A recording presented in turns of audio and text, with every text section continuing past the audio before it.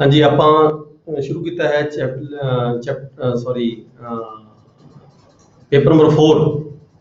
ਇਸ paper number 4 ਦੇ ਵਿੱਚ ਅਸੀਂ ਡਿਸਕਸ ਕਰ ਰਹੇ ਹਾਂ। ਕੱਲ ਅਸੀਂ ਸਟਾਰਟ ਕੀਤਾ ਸੀ ਜਸਟ ਇੰਟਰੋਡਕਟਰੀ ਅਸੀਂ ਪਾਰਟ ਕੀਤਾ ਸੀਗਾ। ਚੈਪਟਰ ਨੰਬਰ 4 ਦੇ ਵਿੱਚ ਅਸੀਂ ਇਹ ਤਿੰਨ ਐਕਟ ਹੈਗੇ ਆ ਸਾਡੇ ਪੁਰਾਣੇ ਜਿਹੜੇ ਐਕਟ ਨੇ, ਇਹਨਾਂ ਬਾਰੇ ਅਸੀਂ ਡਿਸਕਸ ਕਰਾਂਗੇ। ਇਹਦੇ ਵਿੱਚ ਕਿਹੜੇ ਕਿਹੜੇ ਐਕਟ ਸੀਗੇ? Punjab security of land tenure act 1953। The book number ਦੱਸੋ ਕਿਹੜੀ ਬੁੱਕ ਨੰਬਰ? ਪੇਪਰ ਨੰਬਰ 4 ਜੀ। 4 ਦਾ ਸੰਦਾ ਹੈ ਕਿਹੜੇ 4 ਦੀ ਕਿਹੜੀ ਬੁੱਕ ਹੈ? ਮੈਂ बोल रहा PEPSU tenancy PEPSU security and land tenure act. ਤੁਹਾਡੇ ਕੋਲੇ ਸਾਰਿਆਂ ਕੋਲੇ ਸਿਲੇਬਸ ਹੈਗਾ? ਹਾਂਜੀ ਸਾਰਾ ਹੈਗਾ ਜੀ। ਸਿਲੇਬਸ ਹੈਗਾ। ਪੇਪਰ ਨੰਬਰ 4 ਦੇ ਵਿੱਚ ਜਾਓ।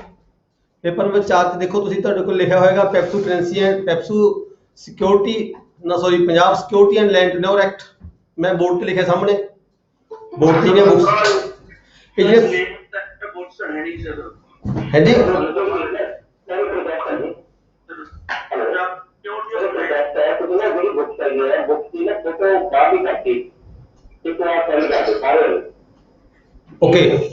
Okay okay.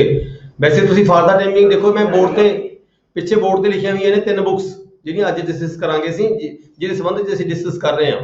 ਇਹ ਤਿੰਨ ਬੁੱਕਸ ਪੈਰਲਲ ਚੱਲਣਗੀਆਂ। ਹੈ ਜੀ।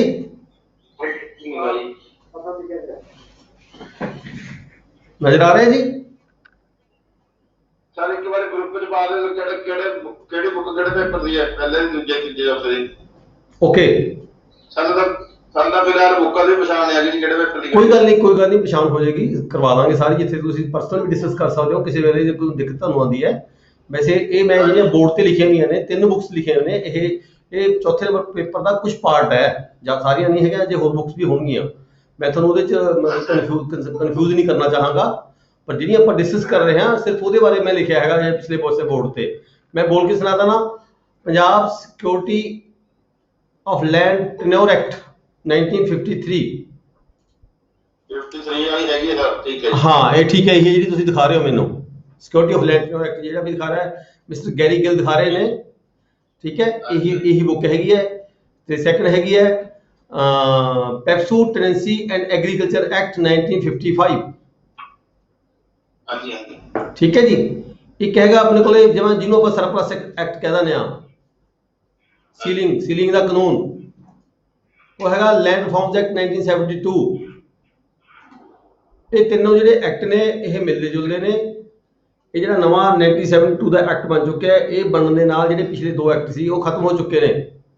ਪਰ ਇਹ 72 ਦਾ ਐਕਟ ਸਮਝਣ ਦੇ ਲਈ ਇਸ ਕਰਕੇ ਸਾਡੇ ਸਿਲੇਬਸ ਦੇ ਵਿੱਚ ਇਹ ਦੋ ਸਬਜੈਕਟ ਵੀ ਰੱਖੇ ਗਏ ਨੇ, 53 ਤੇ 55। ਇਹਨੂੰ ਅਸੀਂ ਸ਼ਾਰਟ ਦੇ ਵਿੱਚ ਪੰਜਾਬ ਐਕਟ ਕਹਿੰਦੇ ਆ 53, ਪੈਪਸੂ ਐਕਟ ਕਹਿੰਦੇ 55। ਪੰਜਾਬ ਐਕਟ ਮਤਲਬ ਕਿ ਜਦੋਂ ਦੇਸ਼ ਸਾਡਾ ਆਜ਼ਾਦ ਹੋਇਆ ਉਦੋਂ ਇੱਕ ਈਸਟ ਪੰਜਾਬ ਬਣ ਗਿਆ ਸੀ, ਇੱਕ ਵੈਸਟ ਪੰਜਾਬ ਬਣ ਗਿਆ ਸੀਗਾ। ਜਿਹੜਾ ਪੰਜਾਬ ਇੰਡੀਆ ਦੇ ਵਿੱਚ ਆ ਗਿਆ ਸੀ ਉਹਨੂੰ ਈਸਟ ਪੰਜਾਬ ਕਿਹਾ ਜਾਂਦਾ ਹੈ। ਕਿਤੇ ਕਿਤੇ ਤੁਸੀਂ ਬੁੱਕਸ ਦੇ ਵਿੱਚ ਲਿਖਿਆ ਦੇਖੋਗੇ East Punjab means Punjab of India. ਤੇ ਦੂਜੇ ਬੁੱਕ ਜਿਹੜੀ ਹੈਗੀ ਹੈ ਉਹਦਾ ਨਾਮ ਪੈਪਸੂ, ਉਹਨੂੰ ਪੈਪਸੂ ਐਕਟ ਕਹਿ ਦਿੰਦੇ ਆ 55। ਪੈਪਸੂ ਐਕਟ ਕਿਵੇਂ ਬਣਿਆ ਹੋਇਆ? ਪੈਪਸੂ ਬਣਿਆ ਜਦੋਂ ਪੈਪਸੂ ਸਟੇਟ ਵੱਖਰੀ ਬਣ ਗਈ ਸੀ ਪੰਜਾਬ ਦੇ ਵਿੱਚ। ਪਟਿਆਲਾ ਜਿਹੜੀ ਰਿਆਸਤ ਸੀਗੀ, ਮੈਂ ਦੁਬਾਰਾ ਅੱਜ ਫਿਰ ਕਲੀਅਰ ਕਰ ਦਵਾਂ, ਕੁਝ ਬੰਦਿਆਂ ਨੇ ਪਹਿਲਾਂ ਕਲਾਸ ਲਗਾਈ ਸੀ, ਕੁਝ ਨਹੀਂ ਸੀ ਲਗਾਈ। ਜਿਹੜੇ ਪਟਿਆਲਾ ਰਿਆਸਤ ਸੀ, ਪਟਿਆਲਾ ਰਿਆਸਤ ਦੇ ਆਸ-ਪਾਸ ਦੇ ਜਿਹੜੇ ਰਾਜੇ ਸੀਗੇ, ਮੈਂ ਪਿੱਛੇ ਲਿਖਿਆ ਹੈਗਾ ਪੈਪਸੂ ਦੇ ਸੰਬੰਧ ਵਿੱਚ ਕਿਹੜਾ ਪਟਿਆਲਾ ਦੇ ਨਾਲ ਨਾਭਾ, ਸੰਗਰੂਰ, ਮਲੇਰਕੋਟਲਾ ਇਹ ਰਿਆਸਤਾਂ ਸੀਗੀਆਂ ਉਸ ਵੇਲੇ। ਨਾਭਾ, ਸੰਗਰੂਰ, ਮਲੇਰਕੋਟਲਾ, ਕਪੂਰਥਲਾ, ਫਰੀਦਕੋਟ, ਕਲਸੀਆ, ਇਹ ਛੋਟੇ ਰਾਜੇ ਸੀਗੇ। ਇਹਨਾਂ ਦੀਆਂ ਆਪਣੀਆਂ ਸਟੇਟ ਸੀਗੀਆਂ। ਇਹ 7 ਰਾਜਿਆਂ ਨੇ ਮਿਲ ਕੇ ਇਨ ਦਾ ਪ੍ਰੈਜ਼ੀਡੈਂਟ ਆਫ ਮਹਾਰਾਜਾ ਪਟਿਆਲਾ, ਇਹਨਾਂ ਦੀ ਉਹਦੇ ਵਿੱਚ ਰਹਿਨੁਮਾਈ ਦੇ ਵਿੱਚ ਇਹਨਾਂ ਨੇ ਇੱਕ ਆਪਣੀ ਵੱਖਰੀ ਸਟੇਟ ਬਣਾ ਲਈ, ਜਿਹਨੂੰ ਪੈਪਸੂ ਕਿਹਾ ਗਿਆ। ਇਹਦੇ ਵੱਖਰੇ ਕਾਨੂੰਨ ਬਣੇ, ਵੱਖਰਾ ਸੰਵਿਧਾਨ, ਸਾਰਾ ਕੁਝ ਸਿਸਟਮ ਵੱਖਰਾ ਬਣਿਆ, ਪਰ ਇਹ ਪਾਰਟ ਤਾਂ ਇੰਡੀਆ ਦਾ ਰਿਹਾ। ਤੇ ਪਰ ਇਹਦੀ ਸੂਬਾ ਵੱਖਰਾ ਬਣਾ ਲਿਆ ਇਹਨਾਂ ਨੇ ਆਪਣਾ। ਆਪਾਂ ਪੈਪਸੂ ਰੋਡ ਵਿੱਚ ਦੇਖਦੇ ਹਾਂ, ਠੀਕ ਹੈ ਜੀ। ਹੋਰ ਪੈਪਸੂ ਦੇ ਨਾਮ ਤੇ ਕਾਫੀ ਨੇ ਬਣੇ ਹੋਏ ਨੇ, ਅਦਾਰੇ ਬਣੇ ਹੋਏ ਨੇ। ਰਾਜਪੁਰ ਦੇ ਵਿੱਚ ਹੈ ਪੈਪਸੂ ਹੈ ਜੀ, ਪੈਪਸੂ ਡਿਵੈਲਪਮੈਂਟ ਬੋਰਡ ਬਣਿਆ ਹੋਇਆ ਹੈ। ਤੇ ਜਿਹੜੇ ਪੁਰਾਣੇ ਸਾਡੇ ਕੇਸ ਨੇ ਉਹ ਇਹਦੇ ਪੁਰਾਣੇ ਕੇਸ, ਜਿਹੜੇ ਪੁਰਾਣੇ ਕੇਸ ਨੇ ਇਸੇ ਸੈਕਸ਼ਨ ਦੇ ਤਹਿਤ, ਇਸੇ ਐਕਟ ਦੇ ਤਹਿਤ ਜੇ ਕੋਰਟਾਂ 'ਚ ਚੱਲ ਰਹੇ ਨੇ। ਇਸ ਕਰਕੇ ਇਹ ਐਕਟ ਬੇਸ਼ੱਕ ਰਿਪੀਲ ਹੋ ਚੁੱਕਿਆ ਹੈ, ਪਰ ਅਜੇ ਫਿਰ ਵੀ ਇਹਨਾਂ ਦੀ ਜਿਹੜੀ ਹੈਗੀ ਆ ਐਗਜ਼ਿਸਟੈਂਸ ਇਸ ਕਰਕੇ ਹੈਗੀ ਹੈ, ਜਿਹੜੇ ਪੁਰਾਣੇ ਕੇਸ ਨੇ ਉਹ ਇਹਨਾਂ ਐਕਟ ਦੇ ਤਹਿਤ ਹੀ ਚੱਲ ਰਹੇ ਹੈਗੇ ਆ। ਇਹਨੂੰ ਪੈਪਸੂ ਐਕਟ ਕਹਿੰਦੇ ਆ ਜੀ ਆਪਾਂ, ਠੀਕ ਹੈ। ਫਿਰ ਇਹ ਦੋ ਐਕਟ ਤੋਂ ਬਾਅਦ ਬਣ ਗਿਆ ਹੁਣ ਨਵਾਂ ਸੀਲਿੰਗ ਐਕਟ, ਜਿਹਨੂੰ ਪੰਜਾਬ ਲੈਂਡ ਰਿਫਾਰਮਸ ਐਕਟ ਕਹਿੰਦੇ ਆ 1972। ਕੱਲ ਆਪਾਂ ਡਿਸਕਸ ਕੀਤਾ ਸੀਗਾ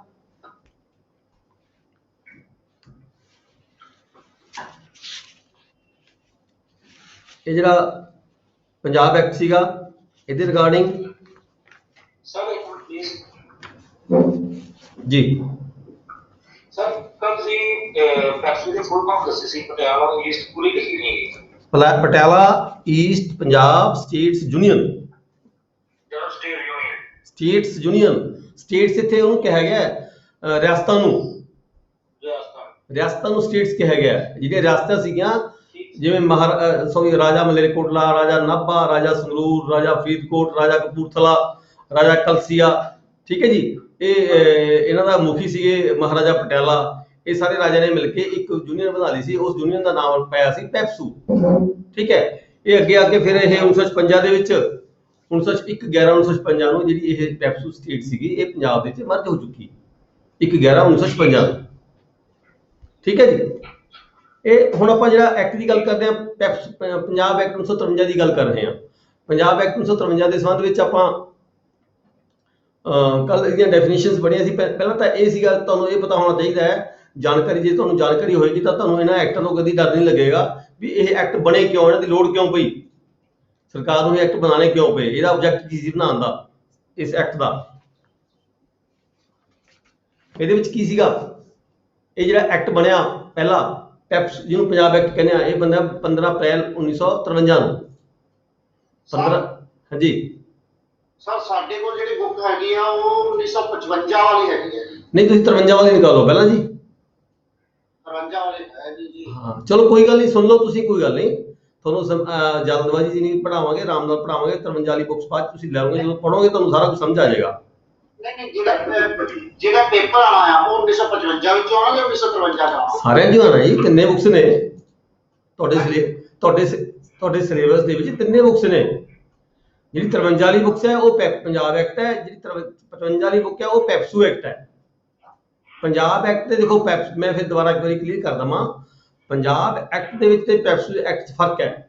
ਪੰਜਾਬ ਐਕਟ ਐਪਲੀਕੇਬਲ ਸੀਗਾ ਉਹਨਾਂ ਮਤਲਬ ਕਿ ਇਲਾਕਿਆਂ ਦੇ ਵਿੱਚ ਜਿਹੜੇ ਪੈਪਸੂ ਐਕਟ ਦੇ ਵਿੱਚ, ਜਿਹੜੇ ਪੈਪਸੂ ਦੇ ਵਿੱਚ ਨਹੀਂ ਸੀ ਆਉਂਦੇ, ਜਿਹੜੇ ਪੈਪਸੂ ਵਿੱਚ ਨਹੀਂ ਸੀ ਆਉਂਦੇ ਏਰੀਏ, ਜਿਵੇਂ ਰਿਆਸਤਾਂ ਦੇ ਏਰੀਏ ਤੋਂ ਬਾਹਰ, ਰਿਆਸਤਾਂ ਦੇ ਏਰੀਏ ਤੋਂ, ਜਿਹੜੀ ਮੈਂ 7 ਰਿਆਸਤਾਂ ਦੀ ਗੱਲ ਕੀਤੀ ਹੈ, ਇਸ 7 ਰਿਆਸਤਾਂ ਦੇ ਏਰੀਏ ਤੋਂ ਬਾਹਰ ਪੰਜਾਬ ਐਕਟ ਲਾਗੂ ਹੁੰਦਾ ਸੀਗਾ।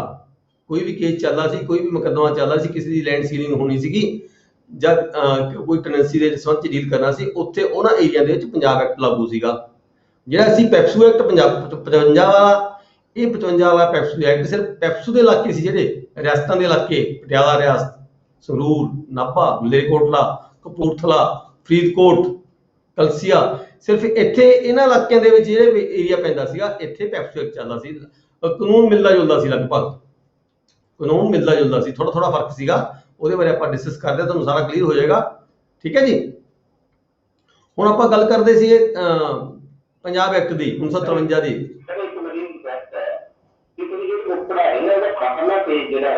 ਹੈ ਜੀ,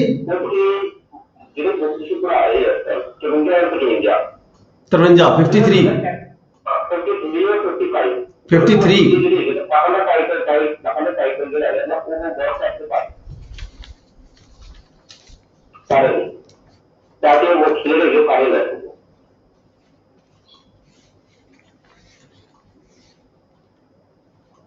ਤੁਹਾਡੇ ਕੋਲ ਹੁਣ ਬੁੱਕ ਹੈਗੀ ਹੈ ਜਾਂ ਨਹੀਂ ਹੈਗੀ?